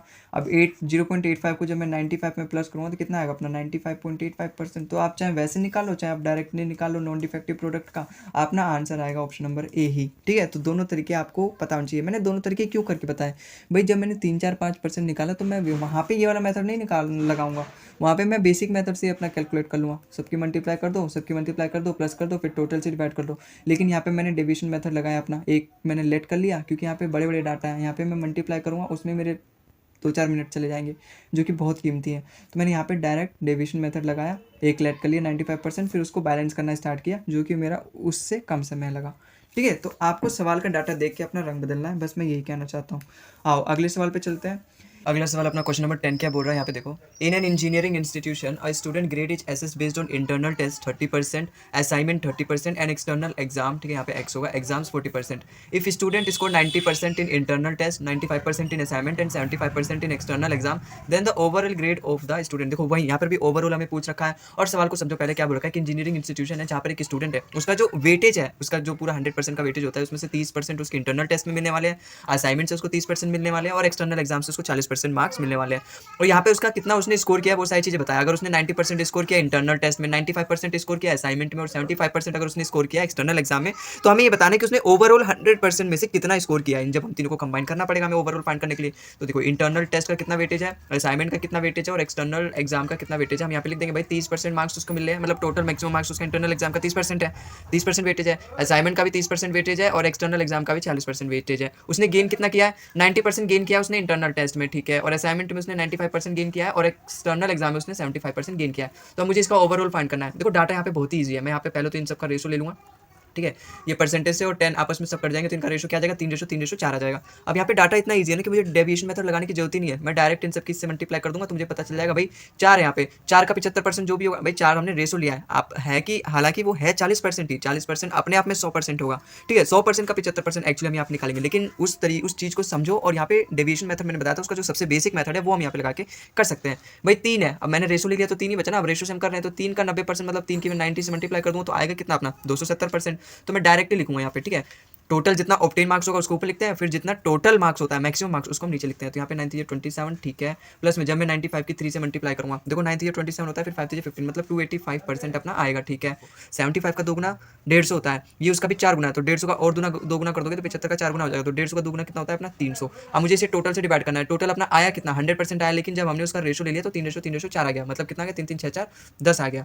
अब मैं सबको प्लस करके नहीं जोड़ूंगा, मतलब प्लस करके फिर डिवाइड नहीं करूँगा, ऐसे ही कर दो यहाँ से, देखो 1 0 यहाँ पड़ गया, कट गया, 10 से यहाँ पे 1 पॉइंट लग गया और 10 से ये भी कट गया। अब ये कितना आएगा, देखो लास्ट में तो 0.5 ही आएगा क्योंकि ये तो सारे इंटीजर है अपने, लास्ट में 0.5 एक ही ऑप्शन है, ऑप्शन नंबर सी इसका बिल्कुल करेक्ट हो जाएगा। अगर आपको कैलकुलेट करना है तो आप देखो 8 7 15 लास्ट में यूनिट डिजिट भी 5 आने वाली है क्योंकि यहाँ पे 30 पे 0 है, तो यहाँ पे मैं प्लस करूँ तो लास्ट में यूनिट डिजिट, तो ऐसे भी अपना ऑप्शन नंबर सी ही आएगा। अगर आप पूरा कैलकुलेट करना चाहते हो तो कर लो, 30 + 27 57 और अगर 8 प्लस करूँ तो 65 65 + 20 85, तो 85.5 ऑप्शन नंबर सी हमारा बिल्कुल करेक्ट हो जाएगा। अब अगले सवाल पे चलते हैं। अगला सवाल हमारा क्या कह रहा है, क्वेश्चन नंबर 11 देखो, in an examination of 180 marks of a subject 75% of marks are allocated for the theory and the rest for the project work. Vani scores 60% in theory, then what percentage of marks must she score in the project to achieve an overall 62% marks in the subject? देखो यहाँ से ना दूसरे तरीके से पूछा गया है, इस बार क्या ना ओवरऑल परसेंटेज अभी तक हम निकालते थे, इस बार ओवरऑल परसेंटेज दे रखा है और एक सब्जेक्ट का परसेंटेज दे रखा है, फिर दूसरे सब्जेक्ट का आपको फाइंड करना है। जैसे इस डाटा में देखो क्या दे रखा है, 180 नंबर का उसका पेपर है, ठीक है, सब्जेक्ट का। अब 75% थ्योरी जो है, मतलब 75% जो वेटेज है वो थ्योरी का है और बाकी जो परसेंट मतलब 25% अपने प्रोजेक्ट वर्क का वेटेज है। अब जो वाणी है, ठीक है, उसने स्कोर किया 60% थ्योरी। भाई देखो थ्योरी का वेटेज कितना था और अपना प्रोजेक्ट का वेटेज कितना था, 75% अपना थ्योरी का वेटेज था और रेस्ट फॉर द प्रोजेक्ट मतलब 25% अपना वेटेज जो था प्रोजेक्ट का, है ना। फिर क्या बोलता है कि जो वाणी है उसने स्कोर किया 60% इन थ्योरी, थ्योरी में वाणी ने 60% स्कोर किया और by what percentage of marks must she score in the project to achieve an overall 62% marks in the subject. मतलब बोला गया कि वो प्रोजेक्ट में कितना मार्क्स वो अगर स्कोर करेगी, कितना परसेंट मार्क्स की उसके ओवरऑल 62% मार्क्स आएंगे, ठीक है। तो इस बार उल्टा पूछ रखा है भाई, हमें ओवरऑल पहले से दे रखा है, हमें ये वाला परसेंटेज पूछ रखा है। तो देखो इसको कैसे फाइंड करेंगे, भाई मैं तुमको स्टार्टिंग से बताते आ रहा हूँ कि भाई 62% जब आपके आए हैं, इसका मतलब यहाँ पर भी 62% आए, यहाँ पर भी 62% आए, तो इसका मतलब यहाँ पे 62% आने चाहिए, यहाँ पे 62% आने चाहिए, लेकिन दोनों तरफ 62% आना चाहिए तभी तो यहाँ पे 62% आएगा। यहाँ पे 60% है, कितना परसेंट कम है बताओ, कितना परसेंट कम है, माइनस का 2% कम है और 2% किसका, 75 का। भाई इन दोनों का मैं रेशो ले लेता हूँ, है ना, मैं स्टार्टिंग से रेशो लेकर आ रहा हूँ। यहाँ पर ये 25% ही है ना, तो 25 से कम 25, 25 दिया 75, ठीक है। अब ये कट जाएगा। अब देखो यहाँ पे 3 का 2% मैं ऐड करूँगा क्योंकि देखो यहाँ पर भी भाई 60% मेरे कब आएंगे, जब यहाँ पर भी 60% 62% बढ़ेगा। भाई 62% मेरे कब आएंगे, जब यहाँ पर भी 62% मेरे नंबर आएंगे, यहाँ पर भी 62% नंबर आएंगे। तो यहाँ तो मैंने लेट कर लिया कि मेरे 62% नंबर आएंगे, लेकिन यहाँ तो 60% है, तो मुझे इसको भी 62% बनाना है। तो 62% बनाने के लिए मैं क्या करूँगा, 62% बनाने के लिए मैं इसमें ऐड करूँगा। भाई यहाँ पे माइनस का 2% क्यों लिखा मैंने, क्योंकि यहाँ पे 60% जो है अपने 62% से 2% कम है और वो किसका, 3 का। तो 2 3 6। अब मैं यहाँ पे तो कुछ कर नहीं सकता क्योंकि ये मार्क्स तो फिक्स है। मुझे यहाँ पे पूछा गया है कि उसको प्रोजेक्ट में कितना एक्स्ट्रा स्कोर करना पड़ेगा 62% से कि उसके 62% आएंगे, क्योंकि यहाँ पे 60% आए। तो देखो -2% ऑफ 3, उसको मैं यहाँ पे प्लस कर दूंगा तो बराबर हो जाएगा, क्योंकि यहाँ 60% था, 2% कम था, तो वही 2% मैं यहाँ पे एक्स्ट्रा ऐड कर दूंगा। 2 3 6 और किससे भाई डिवाइड करूँगा, मैं 1 से डिवाइड करूँगा क्योंकि मैं इसमें बढ़ा रहा हूँ ना प्रोजेक्ट वाले वर्क में, तो मैं उससे डिवाइड करूँगा। तो 62 + 6 68%, इसका मतलब वाणी को प्रोजेक्ट वर्क में 68% स्कोर करना पड़ेगा। तो ऑप्शन नंबर सी इसका बिल्कुल करेक्ट हो जाएगा। एक बार और बेसिक देता हूँ, देखो आपको क्या करना है। भाई मैं वही वाला डाटा लेता हूँ जिससे मैंने अभी पहले वाला आपको क्वेश्चन समझाया था। सपोज आपके मैथ्स के मार्क्स हैं, इंग्लिश के मार्क्स हैं, मैथ्स का आपका एग्जाम पूरा 900 नंबर का है और इंग्लिश का आपका पूरा एग्जाम 700 नंबर का है। जब मैंने आपको स्टार्टिंग में यहाँ पे डाटा लेके समझाया था तो क्या बोला था मैंने, आपके मैथ में 72% आए, इंग्लिश में 80% आए और ओवरऑल इसकी परसेंटेज कितनी आई थी, 75.5%। लेकिन इस बार ये तो पूरा टोटल कंप्लीट डाटा है, लेकिन इस बार मैं क्या करता हूँ ना, इस बार हमें इंग्लिश का ये फाइंड करना पड़ेगा, ठीक है। और ये 75.5% मुझे ओवरऑल दे रखा है, मैथ में मेरे 72% है। तो क्वेश्चन क्या पूछ सकता है एग्जामिनर, या फिर यहाँ से क्वेश्चन क्या बन सकता है कि अगर उसके मैथ में 72% आए हैं तो इंग्लिश में कितना अचीव करेगा कि उसके 75.5% ओवरऑल आएंगे। भाई 75.5% आए, इसका मतलब यहाँ पर भी 75.5% आने चाहिए, यहाँ पर भी 75.5% आने चाहिए। तो मैं इसको लेट कर लूँगा, यहाँ पे तो मैं कुछ कर नहीं सकता क्योंकि वहाँ पे इसने फिक्स नंबर लेकर आ चुका है, 72% अब वो ला चुका है, अब नहीं बढ़ सकता। तो जो यहाँ पे कम रह गया उसकी कमी को मैं पूरा यहाँ पे करूँगा प्लस करके, ताकि यहाँ पे बैलेंस हो जाए, मेरा 75.5% आ जाए। अब देखो यहाँ पे 75.5% दे रखा है ओवरऑल, इसका मतलब यहाँ पर भी 75% होना चाहिए, 75.5, यहाँ पर भी 75.5 होना चाहिए। तो मैं यहाँ पे तो 75.5% लेट कर लूँगा, लेकिन यहाँ पे तो कम दे रखा है, पहले से फिक्स है। तो यहाँ पे कितना कम दे रखा है इससे, माइनस का 3.5%, 3.5। अब देखो इन दोनों का रेशो ले लो, 7 और 9 हो जाएगा, 9 और 7 हो जाएगा। अब 3.5% किसका, 9 का। तो यहाँ पे 3.5% 9 का कम है 75.5% से, तो मैं उसको यहाँ पे ऐड कर दूंगा 3.5% ऑफ 9। और किससे कंपेयर कर रहा हूँ भाई, किस में मैं ऐड कर रहा हूँ, इंग्लिश के नंबर में। तो मैं यहाँ पे 7 से डिवाइड कर दूंगा, तो 7 से जाएगा अपने 0.5 बार में, 9 से जब इसकी मल्टीप्लाई करूंगा तो 4.5 आएगा। 75.5 और 4.5 80% आएगा। तो देखो पहले भी तो मेरे यहाँ पे पूरा डाटा कितना था अपना, 80% ही था इसकी जगह, और इसकी जगह 80% पहले भी करेक्ट था। तो डाटा मेरे यहाँ पे सेटिस्फाई कर रहा है। तो इस बार ओवरऑल परसेंटेज दे रखा है, यहाँ पे ये दे रखा है, तो मुझे ये चीज़ें फाइंड करनी है। तो इस सवाल को ऐसे डील करते हैं, ठीक है। तो इस पर भी हम 2-4 सवाल और करेंगे ताकि हमारा कंसेप्ट और भी स्ट्रॉन्ग हो जाए, और किस किस तरीके से एग्जाम सवाल पूछे जाते हैं एग्जामिनर एग्जाम में, उन सभी सवाल को एक बार देखते हैं।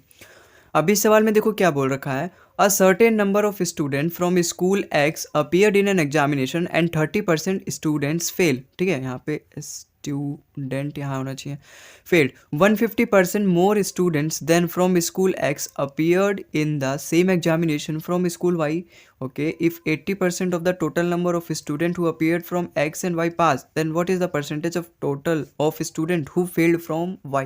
देखो यहाँ पे क्या दे रखा भाई, टोटल मेरे जो बच्चे हैं स्टूडेंट हैं वो 80% पास हैं, टोटल स्टूडेंट पास हैं, तो कितने फेल होंगे भाई, 20% फेल होंगे। जब टोटल स्टूडेंट 80% पास, पहले पूरा क्वेश्चन समझो, एक स्कूल है एक्स वाई, 2 स्कूल है, एक एक्स है एक वाई है। एक्स जो स्कूल है ना उसमें 30% बच्चे फेल हो जाते हैं, 2 स्कूल है, यहाँ पे एक्स है और वाई है। यहाँ पे बोल रखा है कि 150% more student than from school X, मतलब अगर स्कूल में अगर 100 बच्चे हैं तो वाई में 150 ज़्यादा होंगे, जो कि कितने होंगे 250 स्टूडेंट्स होंगे। 150% 100 का 150% 250 हो जाएगा, ढाई मतलब 150 ज़्यादा मतलब 250 बच्चे हैं, ठीक है। यहाँ पे कंपेयर कर रखा है ना from school Y. If 80% of the total number of student, यहाँ पे ऊपर एक बात और बोल रखी है, a student number a certain number of student from school X appeared in examination 30% student fail, मतलब कुछ बच्चे स्कूल एक्स में से पार्टिसिपेट करते हैं, उसमें 30% फेल हो जाते हैं। मैं यहाँ पे 30% फेल क्यों लिख रहा हूँ, क्योंकि यहाँ पे मुझे बताना है कितने बच्चे फेल हो गए हैं। अब टोटल दोनों के स्कूल में मिला के total number of students appeared from X and Y pass, मतलब 80% जब टोटल स्टूडेंट पास होते हैं 80%, तो 20% फेल होते हैं। तो मुझे यही बताना है कि कितने परसेंट बच्चे वाई में से फेल हुए हैं। कुल मिला के अपना डाटा वही हो गया, पहले से ओवरऑल परसेंटेज दे रखा है, एक्स का परसेंटेज दे रखा है कितने बच्चे फेल हुए हैं, तो मुझे वाई का बताना है। भाई 20% फेल हुए हैं मेरे, इसका मतलब 20% यहाँ पर भी फेल होने चाहिए, एक्स में भी 20%, यहाँ पर भी वाई में 20%, ये तो मुझे फाइंड करना है। तो यहाँ पे मैं लेट कर लूँगा कि यहाँ पे मेरे सपोज 20% बच्चे फेल हुए होंगे, लेकिन यहाँ पे तो एक्स्ट्रा दे रखा है ना 20 से, कितना एक्स्ट्रा दे रखा है 10% एक्स्ट्रा दे रखा है, और किसका 100 का। देखो यहाँ पे रेशियो ले लो, ये कट जाएगा ये अपना, ये 2 से 5 से 2 बार में कट जाएगा, ये 5 से 5 बार में कट जाएगा, तो 2 का 10% यहाँ पे एक्स्ट्रा है, ठीक है। तो इसी 10% ऑफ 2 को मैं यहाँ पे माइनस कर दूँ तो अपना बैलेंस हो जाएगा, इसका मतलब ये भी 20% हो जाएगा। यहाँ पे तो मैं कुछ कर नहीं सकता, यहाँ पे तो फिक्स हो चुका है, 30% फेल हो चुके हैं। तो यहाँ पे मैं कुछ बच्चे कम फेल करूँगा ताकि वो जो 20% है दोनों तरफ बराबर हो जाए और मेरा ओवरऑल परसेंटेज 20% आए। तो यहाँ पे मैं कितना माइनस करूँगा 10% ऑफ 2 का, और 5 से फिर मैं डिवाइड कर दूंगा क्योंकि मैं वाई में यहाँ पे निकाल रहा हूँ, तो वाई से मैं डिवाइड कर दूंगा, तो 5 है वाई की वैल्यू। 5 से देखो 2 बार में जाएगा, 2 2 जब 4, अब 20% में से जब 4 जाएगा तो 16%, इसका मतलब 16% बच्चे वाई से फेल हुए हैं। तो ओवरऑल परसेंटेज मेरा 20% आया, तो 16% बच्चे वाई से फेल हुए, तो ऑप्शन नंबर सी इसका बिल्कुल करेक्ट हो जाएगा, ठीक है। तो आई होप आपको समझ में आया होगा। आओ अगले सवाल पे चलते हैं। अगला सवाल हमारा क्या कह रहा है, 40% of the employees of a certain company are men and 75% of the men earn more than ₹38,000 per year.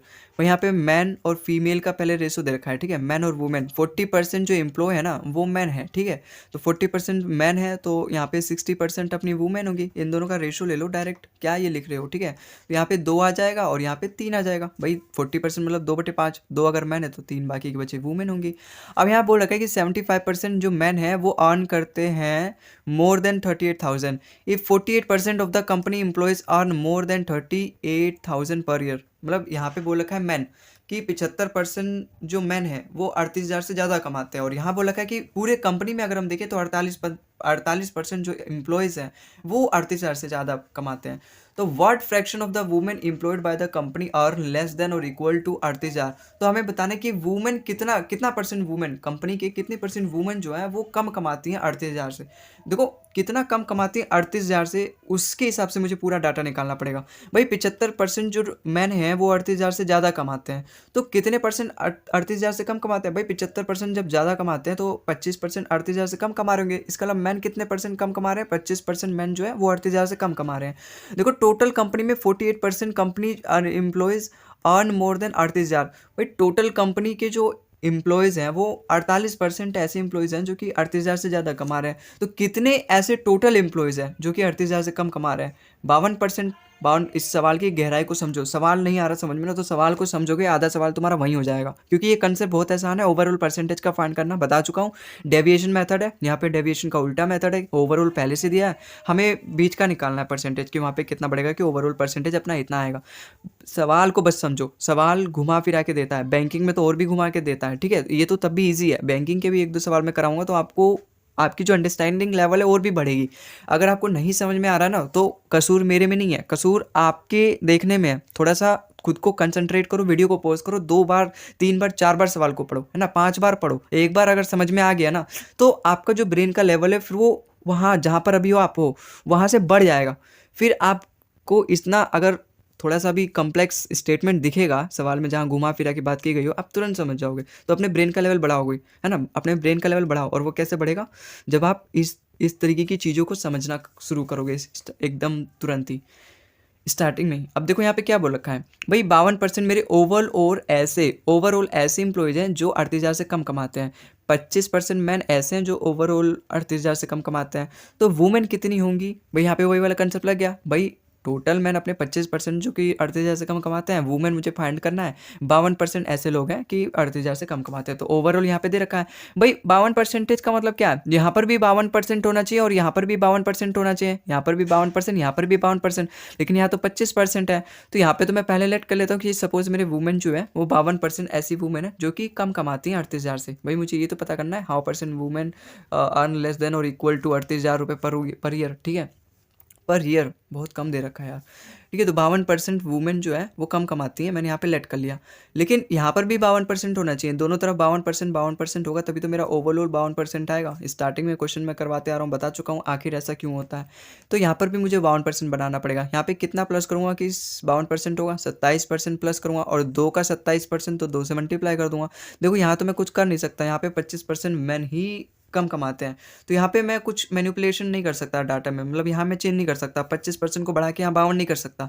तो वही 52% मुझे यहाँ बढ़ाना पड़ेगा जहाँ पर मुझे नहीं दे रखा, जहाँ पे मुझे हाथ में छूट दी गई है कि मैं यहाँ पे कुछ भी डाटा को चेंज करके ओवरऑल बस मुझे इतना लाना है। तो मैं वही 27% ऑफ 2 का 27% 2 का यहाँ पे प्लस करूँगा और इससे डिवाइड करूँगा, क्योंकि मैं वुमेन में चेंज कर रहा हूँ। तो यहाँ पे 3 से डिवाइड कर दूँगा, 3 9 जो 27, 9 टू 18, और 18 जब मैं 52% में जोड़ूंगा तो कितना आ जाएगा अपना 70%। इसका मतलब कुल 70% वुमेन ऐसी हैं जो 38,000 से कम कमाती हैं, और कुल 25% मैन ऐसे हैं जो कि 38,000 से कम कमाते हैं। तब जाके मैं टोटल परसेंटेज जब निकालूंगा ओवरऑल की कितने परसेंट एम्प्लॉय हैं कंपनी में जो कि 38,000 से कम कमाते हैं, तब जाके मेरा 52% आएगा।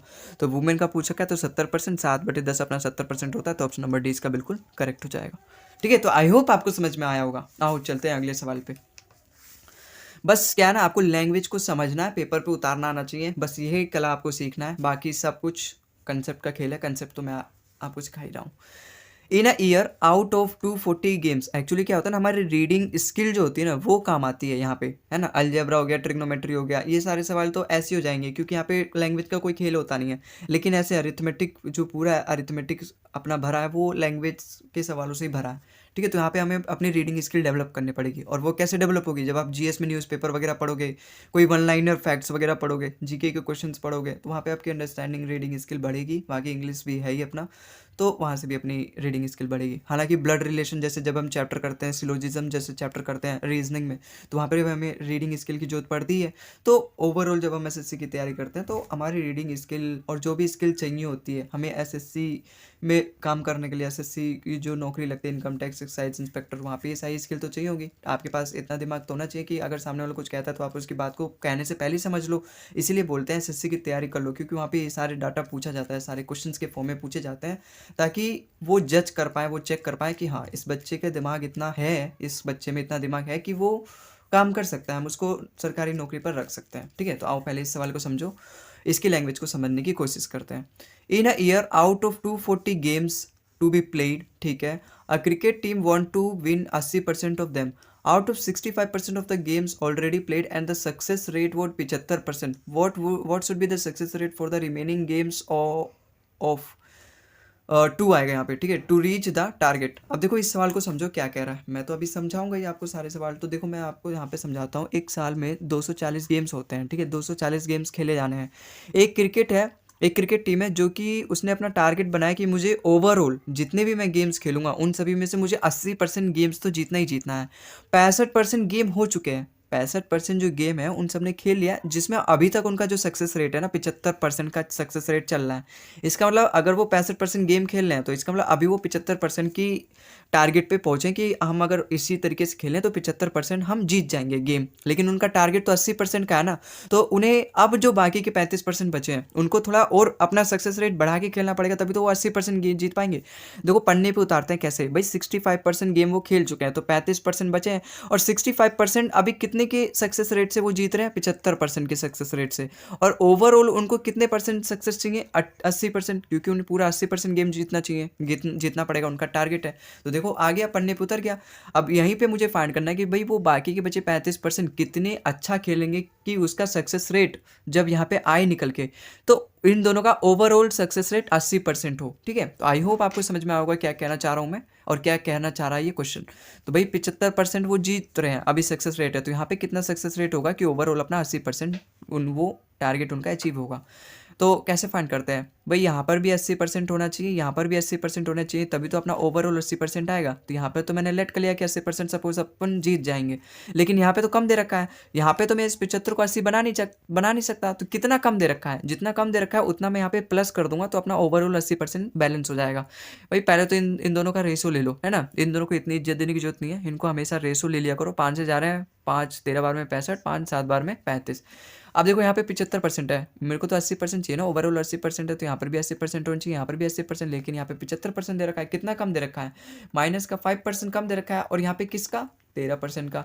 तो इसी 5% ऑफ 13 को मैं यहाँ पे ऐड कर दूंगा, क्योंकि यहाँ पे कम दे रखा है, बैलेंस करने के लिए मैं यहाँ पे एक्स्ट्रा ऐड करूंगा 5% ऑफ 13, और फिर किससे मैं डिवाइड करूंगा, 7 से डिवाइड करूंगा, क्योंकि मैं यहाँ पे 7 में ऐड कर रहा हूँ, क्योंकि मैं यहाँ पे 7 वाले 7 मतलब जो बाकी के 35% गेम बचे हैं उसमें मैं ऐड कर रहा हूँ, ठीक है। तो ये मेरा आ गया।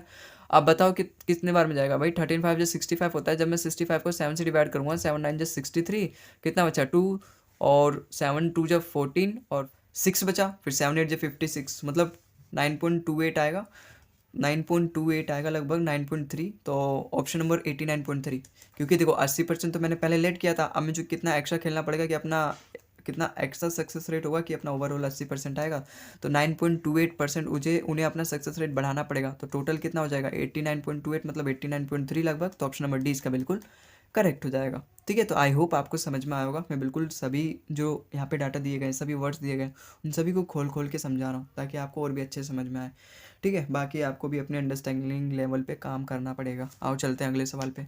अगला सवाल है हमारा, he saves 35% of his income is increased by 20.1% and expenditure is increased by 25%, then by what percent his saving increase or decrease। अब आप बोलोगे ये वाले सवाल तो हम कर चुके हैं, इनकम एक्सपेंडिचर और कंजम्पशन वाले, या फिर इनकम एक्सपेंडिचर और सेविंग वाले, लेकिन यहाँ पर ये फिर से क्यों, ये भी ऐसे सवाल हैं जिनको हम इस डेविएशन मेथड से कंप्लीट कर सकते हैं। भाई यहाँ पे इनकम का मतलब क्या है, भाई ए सेव है 35% ऑफ इनकम, ठीक है। His income increase by 20.1%। भाई इनकम का मतलब क्या है, एक्सपेंडिचर जमा सेविंग। जब उसकी इनकम 20.1% बढ़ती है, इसका मतलब ये ओवरऑल एक्सपेंडिचर प्लस सेविंग में 20.1% बढ़ रहा है कि नहीं बढ़ रहा है ना। बात की गहराई को समझो भाई, इनकम आपकी पहले 100 थी, ठीक है, एक्सपेंडिचर मान लो 80 था, सेविंग मान लो 20 था, बार मान लो क्या, फिर जब 80 एक्सपेंडिचर होगा तो 20 अपना सेविंग ही होगा। अब मान लो आपका इनकम 20% बढ़ गया, तो इसका मतलब क्या है, आपका एक्सपेंडिचर और सेविंग मिला के भी तो 20% बढ़ गया। भाई जब आपका एक्सपेंडिचर सेविंग मिला के 20% बढ़ेगा तभी तो अपना इनकम 20% बढ़ेगा, बात है कि नहीं। मतलब जब अपना इनकम 20% बढ़ेगा तो अपना एक्सपेंडिचर और सेविंग दोनों मिला के 20% तो बढ़ना चाहिए ना। तो कुल मिला के ये जो इनकम में चेंज दिया रहता है ना, 20% बढ़ा 20% घटा, वो कुल मिला के एक्चुअली इनमें दिया रहता है, ओवरऑल इनका होता है, ठीक है। तो उसी को समझो और फिर उसी तरीके से यहाँ पे इस जो सवाल है इसके पूरे डाटा को पन्ने पे उतारो और फिर उसको सॉल्व करते हैं। आओ, है ना भाई, यहाँ पे तो ये तो समझो, ये तो अंडरस्टूड है कि income is equal to expenditure जमा सेविंग, है ना, इनकम जो होता है वो एक्सपेंडिचर प्लस सेविंग होता है, ठीक है।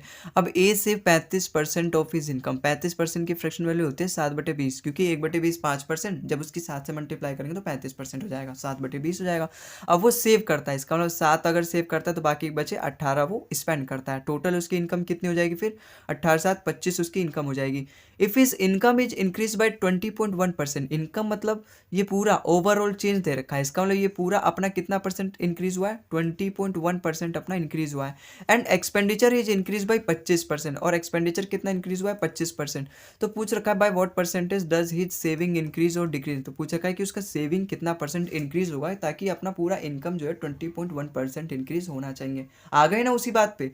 अब देखो 20.1% जब यहाँ पे इंक्रीज हुआ है टोटल इनकम में, इसका मतलब मेरा एक्सपेंडिचर और सेविंग दोनों 20.1% इंक्रीज होना चाहिए, इसका मतलब ये भी मेरा 20.1 इंक्रीज होना चाहिए, है ना। तो 20.1 इंक्रीज होता, लेकिन यहाँ पर भी जब 20.1% इंक्रीज होता तभी तो ये ओवरऑल 20.1 आता। तो यहाँ पे एक्स्ट्रा दे रखा है, इससे कितना एक्स्ट्रा दे रखा है, 4.9 एक्स्ट्रा दे रखा है, बिल्कुल। और वो किसका एक्स्ट्रा दे रखा है, 18 का, तो मैं 18 से मल्टीप्लाई करूंगा। यहाँ पे जब एक्स्ट्रा दे रखा है तो मैं यहाँ पे माइनस कर दूंगा, तभी तो बैलेंस हो जाएगा, तभी तो दोनों का 20.1% आएगा बराबर बराबर। तो मैं यहाँ पे उतना माइनस कर दूंगा। समझ में आ रहा है ना, बस समझो भाई, मैं बिल्कुल अच्छे से समझा रहा हूँ इसी तरीके से।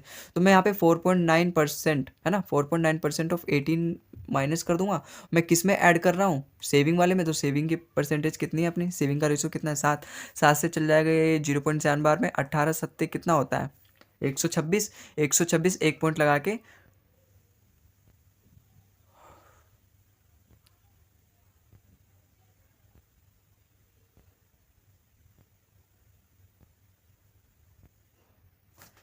एक चीज़ हमने गड़बड़ करी है भाई, 35%, अगर वहाँ पे 7 होगा तो यहाँ पे 13 होना चाहिए ना, तभी तो ये 20 आएगा अपना, ठीक है।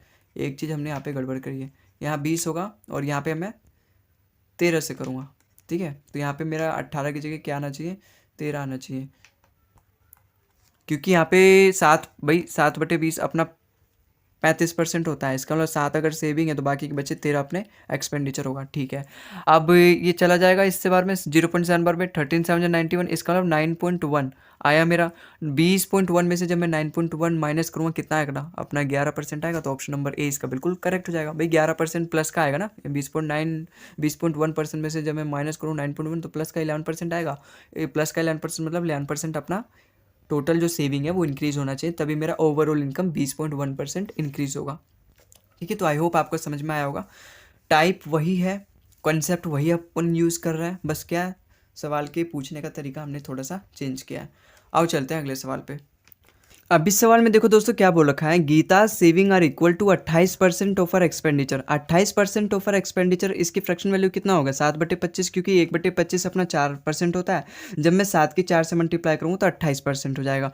यहाँ पे बोल रखा है जो गीता की जो सेविंग है वो equal to 7/25 of our expenditure. इसका मतलब अगर उसका एक्सपेंडिचर 25 है तो उसकी सेविंग कितनी होगी, 7 होगी, तभी जो अपना सेविंग है वो एक्सपेंडिचर का 28% होगा, मतलब 25 का 7 28% होता है।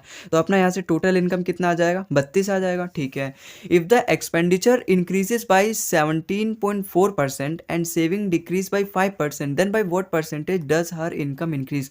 यहाँ पे देखो, यहाँ पे ना ओवरऑल परसेंटेज पहले से नहीं दे रखा, यहाँ पे ओवरऑल परसेंटेज पूछ रखा है। यहाँ पे क्या बोला है, जो अगर उसकी इनकम 17.5% 17.4% बढ़ती है और सेविंग 5% अगर डिक्रीज होती है, तो मुझे बताना है कि उसका ओवरऑल जो अपना इनकम है ना, गीता की अगर ओवरऑल इनकम है वो कितना परसेंट बढ़ती है, ये चीज़ एक्चुअली मुझे बताना है। भाई 25 का 17.4% बढ़ा है और 7 का -5% घटा है, तो मुझे यहाँ पे बताना है कि ओवरऑल उसकी इनकम जो है वो कितनी परसेंट बढ़ी होगी।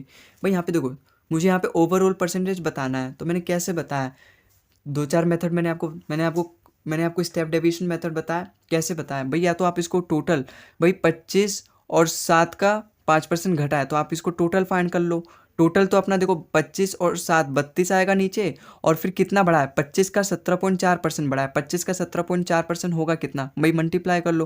देखो 25 की अगर मैं केवल 10 में मल्टीप्लाई करूँ तो 250 आएगा, 25 7 175 और 25 चौका 100 आएगा, ठीक है। 25 चौका 100, फिर एक लास्ट में पॉइंट पे आएगा, इसका मतलब 10 इसमें ऐड होगा, तो कितना आ जाएगा अपना 325 और 335, इसका मतलब 25 का जब 17.4% हम बढ़ाएंगे तो 335 अपना बढ़ जाएगा, है ना।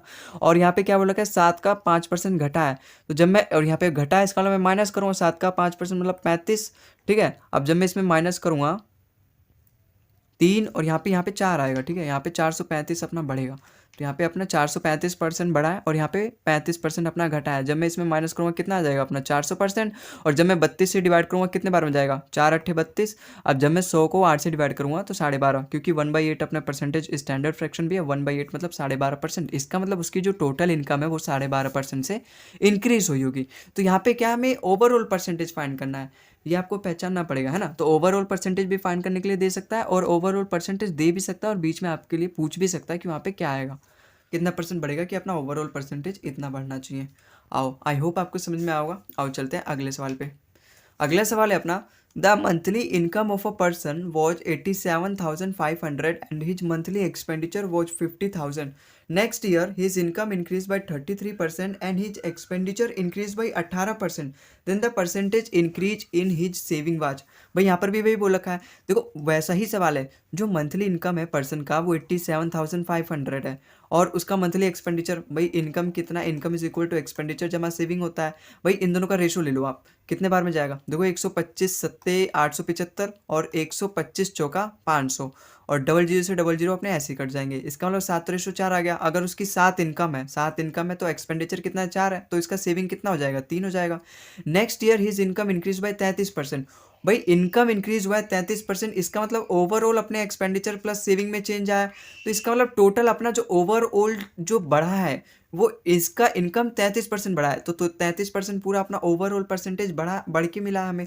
And his expenditure increase by 18%, तो और उसका एक्सपेंडिचर कितना बोला है कि 18% बढ़ा है। तो मुझे पूछना है the percentage increase in saving, तो मुझे पूछा है कि सेविंग में उसका कितना परसेंट बढ़ा है। सवाल में कुल यही है, पढ़ने पे उतार ले मैंने जो भी डाटा दे रखा है।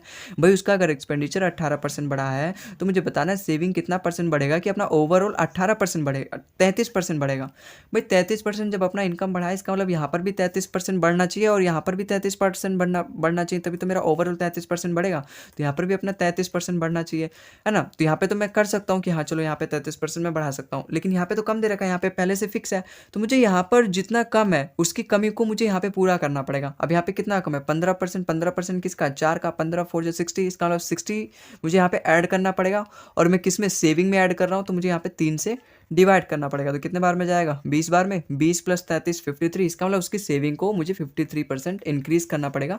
तो अपना ऑप्शन नंबर 20 का बिल्कुल करेक्ट हो जाएगा, ठीक है। तो आई होप आपको समझ में आया होगा। अब चलते हैं अगले सवाल पे। अगला सवाल भी बिल्कुल अपना वैसे ही है। Mr X has a monthly income of $26,500 and his monthly expenditure is $20,500।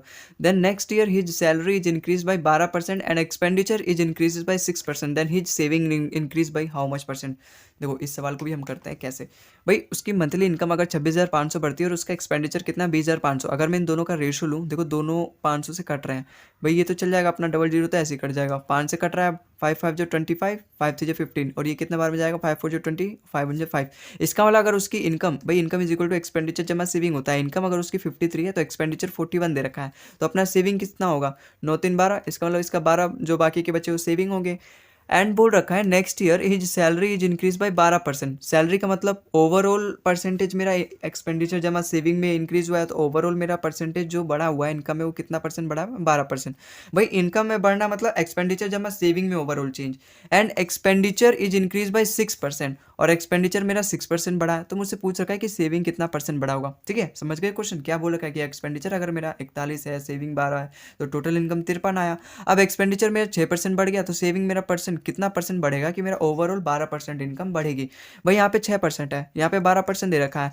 भाई 12% ओवरऑल दे रखा है, ओवरऑल का मतलब क्या है कि मेरे यहाँ पर भी 12% बढ़ने चाहिए, यहाँ पर भी 12% बढ़ने चाहिए, तभी तो मेरा टोटल 12% बढ़ेगा। तो यहाँ पे तो मैं मान लूँगा कि 12% बढ़े हैं, ठीक है, लेकिन यहाँ पे उसका कम दे रखा है, यहाँ पे कम बढ़ा है, तो यहाँ पे जो भी कम बढ़ाया मैं वहाँ पे प्लस कर दूंगा ताकि दोनों बराबर हो जाए, तभी मेरा ओवरऑल 12% बढ़ा हुआ मिलेगा। अब यहाँ पे कितना कम है, 6% कम है। 6% किसका, 41 का, तो मैं उसको ही प्लस कर लूँगा, 6% ऑफ 41। अब मैं यहाँ पे 12 से डिवाइड करूँगा क्योंकि मैं सेविंग में ऐड कर रहा हूँ और मैं हमेशा टोटल से डिवाइड करता हूँ। जब मैं यहाँ पे सेविंग में ऐड कर रहा हूँ तो यहाँ पे टोटल अपना 12 होगा, सेविंग का मैं मानूंगा। अब देखो 6 से जाएगा 2 बार में, 41 को जब मैं 2 से डिवाइड करूँगा तो 20.5 आता है, तो 12 + 25 मतलब 32.5। तो ऑप्शन नंबर ए यहाँ पे बिल्कुल करेक्ट हो जाएगा। इसका मतलब मुझे अपनी सेविंग या फिर मिस्टर एक्स को अपनी सेविंग 32.5% बढ़ानी होगी, तभी जाके उसका ओवरऑल जो इनकम है वो 12% आएगा यहाँ पे निकल के। ठीक है, तो आई होप आपको समझ में आया होगा कैसे निकालना है, कैसे सवाल को पढ़ना है और कैसे उसको फिर डील करना है। आओ अगले सवाल पे चलते हैं। अब इस सवाल में देखो क्या बोल रखा है, Rekha save 16% of her income if her salary increases by 5%। भाई सैलरी मतलब टोटल इनकम मतलब ओवरऑल एक्सपेंडिचर जमा सेविंग में चेंज दे रखा है, और रेखा सेव करती है 16% ऑफ हर इनकम। 16% की फ्रैक्शन वैल्यू होती है 4/25, क्योंकि 1/25 अपना 4%, जब उसकी 4 से मल्टीप्लाई करूँ तो 16%। ठीक है, इसका मतलब उसकी अगर टोटल इनकम 25 है तो उसमें से वो 4 सेविंग करती है, तो 21 उसका एक्सपेंडिचर होगा, बिल्कुल होगा। If her salary increases by 5%, overall change रखा है ना, एक्सपेंडिचर जमा सेविंग अपना इनकम होता है, वही सैलरी होता है। सैलरी में पूरा ओवरऑल चेंज रखा है 5%, अगर उसकी सैलरी बढ़ती है, और सेविंग डिक्रीजेस बाय माइनस का 47.5%। 47.5% अगर उसकी जो सेविंग है वो डिक्रीज होती है, तो मुझे यहाँ पे बताना है कि उसकी एक्सपेंडिचर कितनी परसेंट इंक्रीज होगी ताकि उसका ओवरऑल जो अपना इनकम है, जो सैलरी, वो 5% इंक्रीज हुआ रहेगा। भाई यहाँ पे 47.5% डिक्रीज दे रखा है ना, और यहाँ पे भाई यहाँ पे 5% ओवरऑल दे रखा है, इसका मतलब यहाँ पर भी 5% बढ़ना चाहिए। लेकिन यहाँ पे तो 47.5% घटा के दे रखा है ना, यहाँ पर भी तो 5% बढ़ना चाहिए, तभी तो मेरा ओवरऑल 5% बढ़ेगा। तो यहाँ पे मैं 47.5% घटा हुआ है, इसका मतलब जो यहाँ पे कम है वो उस चीज़ को मैं यहाँ पे प्लस करूँगा। भाई 47.5% घटा हुआ है, यहाँ पे 5% बढ़ा होना चाहिए, तो टोटल कितना मैं प्लस करूँगा, दोनों को मैं प्लस करूँगा। एक्चुअली देखो भाई, ये पूरा अपना सपोज जीरो है, जीरो लेवल है, अब यहाँ पे 5% प्लस होना चाहिए था, तभी तो मेरा ओवरऑल 5% बढ़ेगा। लेकिन यहाँ पे और ज़मीन के अंदर जाके बता रखा है कि माइनस का 47.5% घटा हुआ है, तो मुझे कितना कवर करना पड़ेगा, इन दोनों को मैं प्लस करूँगा तभी मेरा 5% तक बढ़ेगा, है ना। इन दोनों के बीच का जो डिस्टेंस है वो प्लस कर दूंगा, तभी मेरा 5% तक डाटा अपना बढ़ेगा ओवरऑल यहाँ पे। तो जब मैं इसमें 5% जब मैं ऐड करूँगा, कितना आएगा अपना 52.5%, है ना। तो 52.5% आ जाएगा, और किसका, 4 का। और जब मैं किस में प्लस कर रहा हूँ, 21 में, मतलब एक्सपेंडिचर में, तो मैं 21 से इसको डिवाइड कर दूंगा। अब जो भी आएगा वो मेरा प्लस हो जाएगा 5% में, तो इसका मतलब मेरा एक्सपेंडिचर उतना परसेंट इंक्रीज करना पड़ेगा अगर मुझे ओवरऑल परसेंटेज 5% का इंक्रीज चाहिए। तो देखो 21 से कट रहा है ये, 21 टू जब 42, फिर 10 बचा, और 10.5 मतलब 105, और 21 पंजे 105 होता है, इसका मतलब 5 बार चल जाएगा। अब 2.5 की जब मैं 4 से मल्टीप्लाई करता हूँ 10, 10 + 5% अपना 15%, इसका मतलब मेरे को ओवरऑल अपना जो एक्सपेंडिचर है वो 15% बढ़ाना पड़ेगा। तो ऑप्शन नंबर सी इसका बिल्कुल करेक्ट हो जाएगा। ठीक है, तो आई होप आपको समझ में आया होगा। अब अगले सवाल पे चलते हैं। अब यहाँ पे देखो कुछ अलग दे, अब यहाँ पे अलग दे रखा है, in a class 60% of the students are girls and rest are boys. इसका मतलब गर्ल्स और बॉयज़ का रेशो क्या दे रखा है भाई, 60% की फ्रैक्शन वैल्यू होती है 3/5, क्योंकि 1/5 20%, 3/5 अपना 60%। तो यहाँ पे गर्ल्स दे रखा है, अगर गर्ल्स अपने 3 है तो बॉयज़ अपने बाकी के बचे 2 हो जाएंगे। ठीक है, there are 30 more girls than boys. भाई यहाँ पे देखो, गर्ल्स अगर 3 है तो बॉयज़ अगर 2 हैं, तो गर्ल्स अपनी 3 है, यहाँ पे एक ज़्यादा है, और एक की वैल्यू दे रखा है कि जो गर्ल्स है वो 30 ज़्यादा है बॉयज से, इसका मतलब एक की वैल्यू दे रखी है 30। तो यहाँ पे गर्ल्स का अपना टोटल वैल्यू पता चल जाएगा। भाई एक की वैल्यू जब 30 है तो 3 की वैल्यू कितनी हो जाएगी अपनी, 90 हो जाएगी, क्योंकि एक की वैल्यू अगर 30 है तो 3 की वैल्यू 90 हो जाएगी, और 2 की वैल्यू कितनी हो जाएगी, 60। इसका मतलब टोटल मुझे पता चल गया, टोटल कितने स्टूडेंट हो जाएंगे, टोटल अपने स्टूडेंट हो जाएंगे 150 हो जाएंगे, क्योंकि गर्ल्स अपने 90 हैं, बॉयज़ अपने 60 हैं। If 68% of the students including 30 boys pass an examination, then percentage of girls who do not pass is. भाई 68% जो स्टूडेंट है पास है, 68% में इसका कितना आएगा अपना 15 6 90, और 15 8 120, इसका मतलब 102 स्टूडेंट्स हैं जो मेरे टोटल पास हुए हैं। अब उसमें 30 बॉयज़ भी पास हुए हैं, तो जब मैं इसमें 30 बॉयज़ माइनस कर दूंगा तो कितना आएगा अपना 72, इसका मतलब 72 गर्ल्स पास हैं। अब मुझे क्या बताना, the percentage of girls who do not पास। भाई जब टोटल 90 गर्ल्स हैं उसमें से 72 गर्ल्स पास हैं, तो कितने पास नहीं है, 18 पास नहीं है, और मुझे परसेंटेज में बताना है, तो मैं टोटल गर्ल्स से डिवाइड कर दूंगा, 90 से डिवाइड करूंगा, 18 5 90, इसका 1/5 आ गया, 1/5 होता है 20%, तो ऑप्शन नंबर सी इसका बिल्कुल करेक्ट हो जाएगा। ठीक है, तो आई होप आपको समझ में आया होगा। आओ अगले सवाल पे चलते हैं। The number of boys and girls who appeared in an exam were in the ratio 9:7.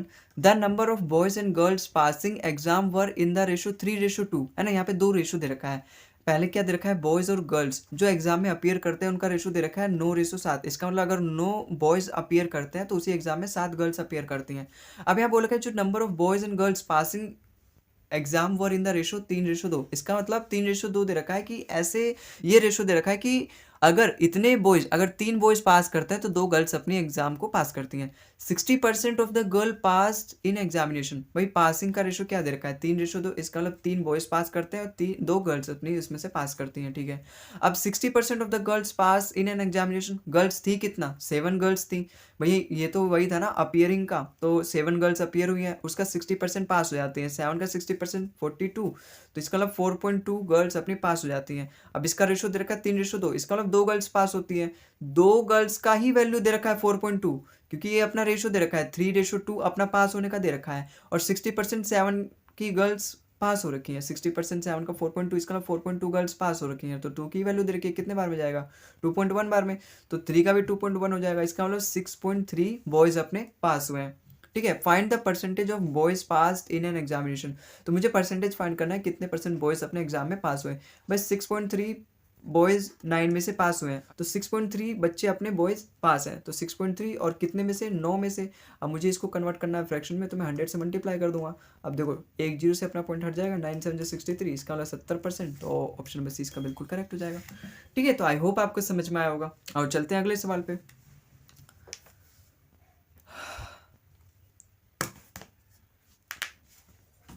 अब इस सवाल में देखो क्वेश्चन नंबर 22 में क्या बोला है। यहाँ से ना 2-3 सवाल ऐसे आएंगे ना जहाँ पे आपको लैंग्वेज को समझना पड़ेगा। लैंग्वेज थोड़ा सा घुमा के बोल रखेगा, ठीक है। लैंग्वेज थोड़ा सा घुमा के बोलेगा, बस आपको लैंग्वेज समझना, सवाल फिर अपनी मुट्ठी में। In a constituency 55% of the total voters are males, ठीक है, एंड रिमेनिंग आर फीमेल्स, है ना। मतलब मेल मेरे 55 है और फीमेल बाकी के बचे 45। अगर मैं 100% मानता हूँ तो 55% मेल है और बाकी के 45 अपनी फीमेल है, ठीक है। Let 40% of the males be illiterate and 40% of the females are literate. If the number of literate male is X% more than the illiterate female, ठीक है, and the number of literate female is Y% less than that of illiterate males, then which of the following is values of X ratio Y, है ना। कुल मिला के मुझे X ratio Y का ratio, मतलब X और Y का रेशो मुझे यहाँ पे फाइंड करना है। अब X की वैल्यू कैसे आएगी, X% जो दे रखा है ना, the number of literate male is X% more than illiterate female. इसका मतलब लिटरेट मेल कितने होंगे भाई, यहाँ पे देखो 40% ऑफ द मेल जो है वो इलिटरेट है, तो यहाँ पे 40% मेल जो है वो इलिटरेट है। इसका मतलब मुझे क्या फाइंड करना है भाई, if the number of literate male is X% more than the illiterate female. भाई यहाँ पे देखो लिटरेट मेल्स और इलिटरेट फीमेल कितने होंगे, 40% जो मेल है वो इलिटरेट है। भाई 40% मेल जब इलिटरेट है तो लिटरेट कितने होंगे, 60% होंगे। और यहाँ पे क्या बोल रखा है, 40% of the females are literate. इसका मतलब 40% अगर मेरी फीमेल लिटरेट होंगी तो 60% फीमेल इलिटरेट होंगी। अब यहाँ से मुझे X% की वैल्यू और Y% की पता चल जाएगी। भाई number of literate males is X% more than illiterate female. Number of literate male मतलब 60% ऑफ 55, है ना। भाई X की वैल्यू जब मैं यहाँ से निकालूंगा तो यहाँ पे 60% ऑफ 55%, क्योंकि 60% मेरे लिटरेट मेल होंगे ना, नंबर ऑफ लिटरेट मेल बोल रखा है। तो यहाँ पे लिटरेट मेल कितने हैं, 60% है, क्योंकि 40% मेल तो वो है अपने इलिटरेट है। तो 60% लिटरेट मेल 55 के, क्योंकि 55 टोटल मेल है। और क्या बोल रखा है, more than that illiterate female. Illiterate female कितनी है अपनी, 60 फीमेल इलिटरेट है। इसका मतलब यहाँ पे 60, 45% का 60। अब यहाँ से मुझे इन दोनों में रेशियो फाइंड करना है, वो अपना X आ जाएगा, क्योंकि देखो ना यहाँ पे X% ज़्यादा होगा अपना मेल फीमेल से। भाई यहाँ पे 60 से 60 कट जाएगा, 55 और 45 दोनों कट रहे हैं अपने, 5 से कट रहे हैं, 5 11 जो 55, 5 9 जो 45। अब मुझे यहाँ पे बताना है कि जो X% है वो यहाँ पे ये बोल रखा है कि number of literate male is X% more than illiterate female. इसका मतलब मेल कितने ज़्यादा है, 2 ज़्यादा है, और किससे, फीमेल से, तो 9 से 2 ज़्यादा है ना। तो ये अपना X का रेशो आ जाएगा। मुझे Y का रेशो फाइंड करना है। Y मतलब क्या बोल रखा है, the number of literate female is Y% less than illiterate female. भाई नंबर ऑफ लिटरेट फीमेल कितने हैं, भाई लिटरेट फीमेल अपने 40% है, तो 40% 45 का होगा, क्योंकि टोटल अपने फीमेल 40% है। तो यहाँ से अब मैं Y का रेशो निकालने के लिए भाई 40% की फीमेल से मल्टीप्लाई करूँगा। अब देखो मैं Y की वैल्यू फाइंड करूँगा यहाँ से, ठीक है।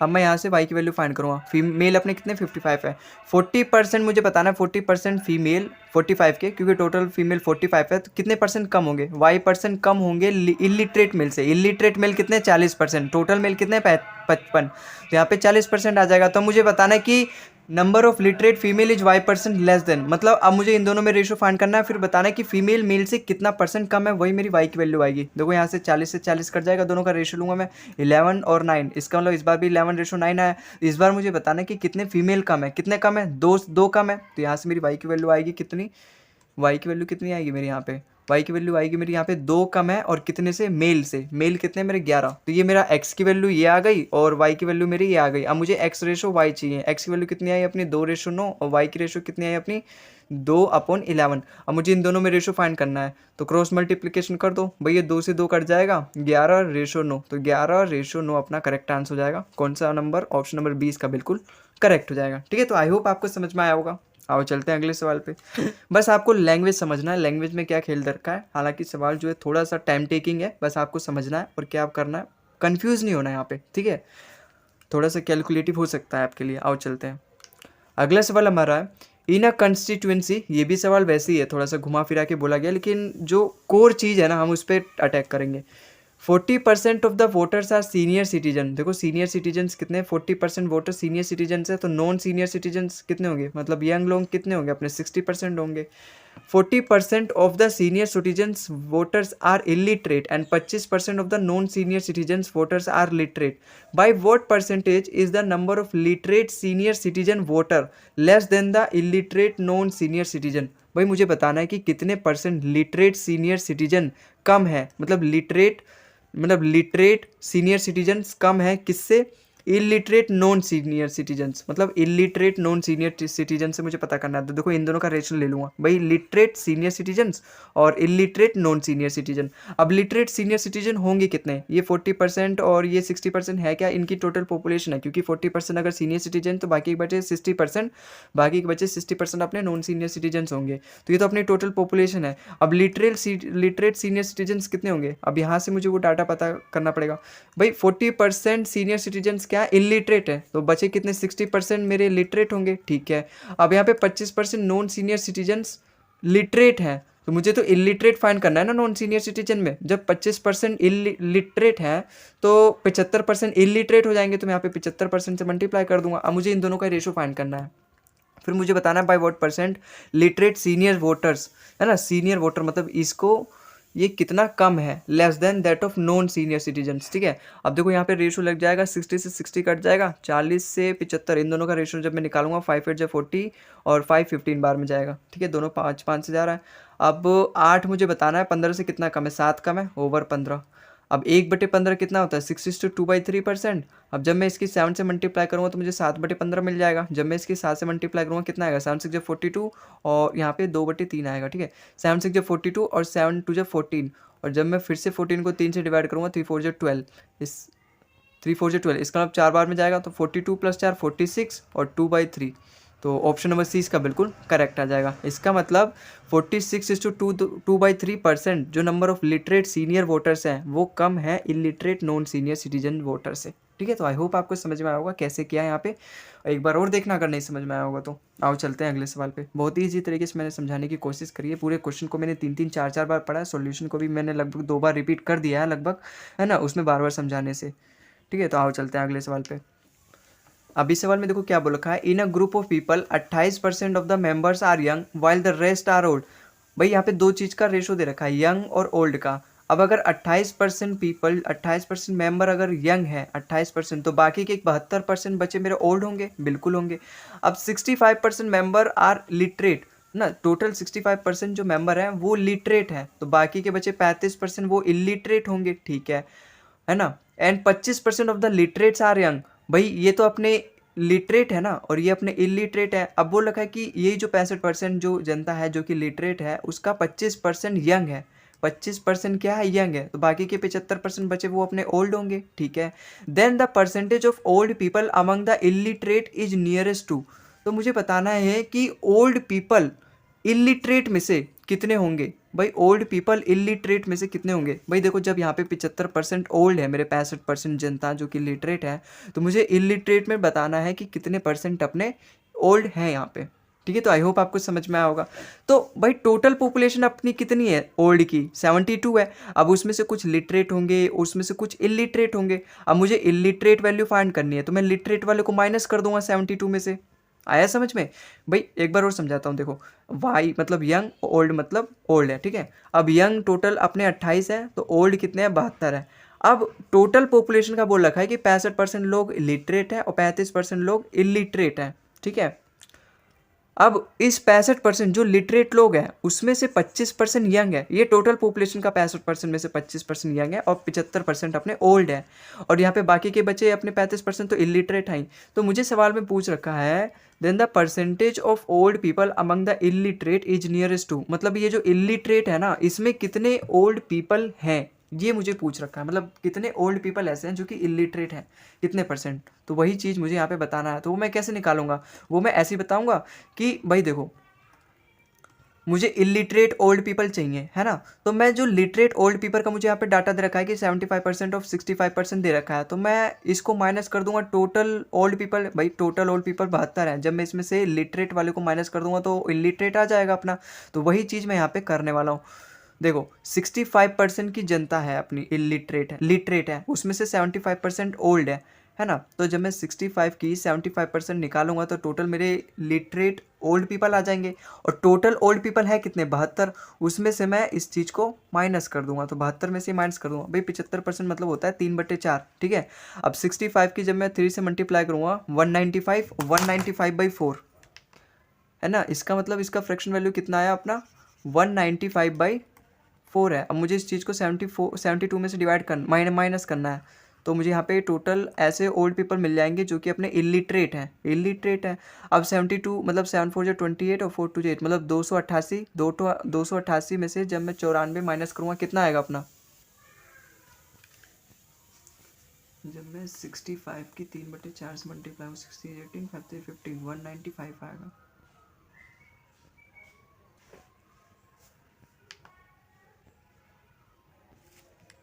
एक सेकंड, यहाँ हमने कुछ गड़बड़ करी है भाई। 65% का 75% कितना होगा? लास्ट में तो 5 25 एंड यहाँ पे 4 दे रखा है ना, यहाँ पे 195 होगा। तो 65% का जब हम 3/4 करेंगे तो यहाँ पे अपना कितना होगा? 5 होगा। तो 195 अपने ओल्ड पीपल होंगे जो कि लिटरेट हैं। मुझे इलिटरेट फाइंड करना है, तो मैं टोटल ओल्ड में से माइनस कर दूंगा, वो अपने इलिटरेट ओल्ड पीपल आ जाएंगे। 7 4 28 4 2 8, इसका मतलब 288 में से जब मैं 195 माइनस करूँगा तो मेरे इलिटरेट मेल मिल जाएंगे, और मुझे फिर 4 से डिवाइड करना ही पड़ेगा क्योंकि बेस में अपना 4 है ही। अब 288 में से 195 जाएंगे तो कितना बचेगा अपना? यहाँ का 5 बचा और यहाँ 8 5 13, इसका मतलब 93/4 अपने इलिटरेट ओल्ड पीपल आ गए। ठीक है, अब मुझे फाइंड करना है the percentage of old people among the illiterate is nearest to. Among the illiterate, total illiterate है कितने? 35%। तो मैं 35% में से 94 नहीं आएगा यार, यहाँ पे 93 आएगा। मैं बार बार 4 क्यों लिख दे रहा हूँ पीछे, क्योंकि 8 में से 5 गया तो लास्ट में 3 आएगा। तो 93/4 फाइंड करना है कि कितना 35% का है वैल्यू। अब मुझे परसेंटेज में फाइंड करने के लिए मैं 100 से मल्टीप्लाई कर दूंगा। वही 5 7 35, 5 20 बार में सो जाएगा। ठीक है, 4 से चल जाएगा 5 बार में। अब मुझे इसी चीज़ की वैल्यू फाइंड करनी है। देखो ये चल जाएगा अपना 13 बार में, क्योंकि 13 से मुझे 91 होता है, तो 13 पॉइंट समथिंग आएगा, है ना, 13 पॉइंट लगभग 2 आएगा। और 13 5 ज 65, 13 5 ज 65, 5 2 ज 10, लगभग 66 आएगा। तो ऑप्शन नंबर ए इसका बिल्कुल करेक्ट होगा। तो इसी के साथ आज का हमारा ये आखिरी क्वेश्चन था। आई होप आपको समझ में आया होगा। तो आज की इस वीडियो में बस इतना ही, मिलते हैं अगले क्लास में। तब तक के लिए आप इस क्लास की पीडीएफ को डाउनलोड करके अपनी प्रैक्टिस एक बार और कर सकते हो, जिसकी लिंक मैंने डिस्क्रिप्शन में दे रखी है, और वो जो पीडीएफ है उसको मैंने अपने टेलीग्राम चैनल भोलू मैथ्स पर भी अपलोड कर रखा है। ठीक है, तो आप जाके लिंक इन डिस्क्रिप्शन में दे रखा है, वहाँ पे जाके क्लिक करके पीडीएफ डाउनलोड कर सकते हो, और अपने टेलीग्राम चैनल भोलू मैथ्स को भी ज्वाइन कर लो। वहाँ पे जितने भी हम क्लासेस लेते हैं, सेशन लेते हैं यूट्यूब पर, वहाँ पे उन सभी की पीडीएफ, बाकी जो एग्जाम की नोटिफिकेशन आती है उसको भी हम वहाँ पे अपलोड करते हैं। तो आप जाके टेलीग्राम चैनल को जल्दी से ज्वाइन कर लो। बाकी आज की इस वीडियो के लिए बस इतना ही, मिलते हैं अगले वीडियो में। तब तक के लिए tata bye bye and thank you for watching the video.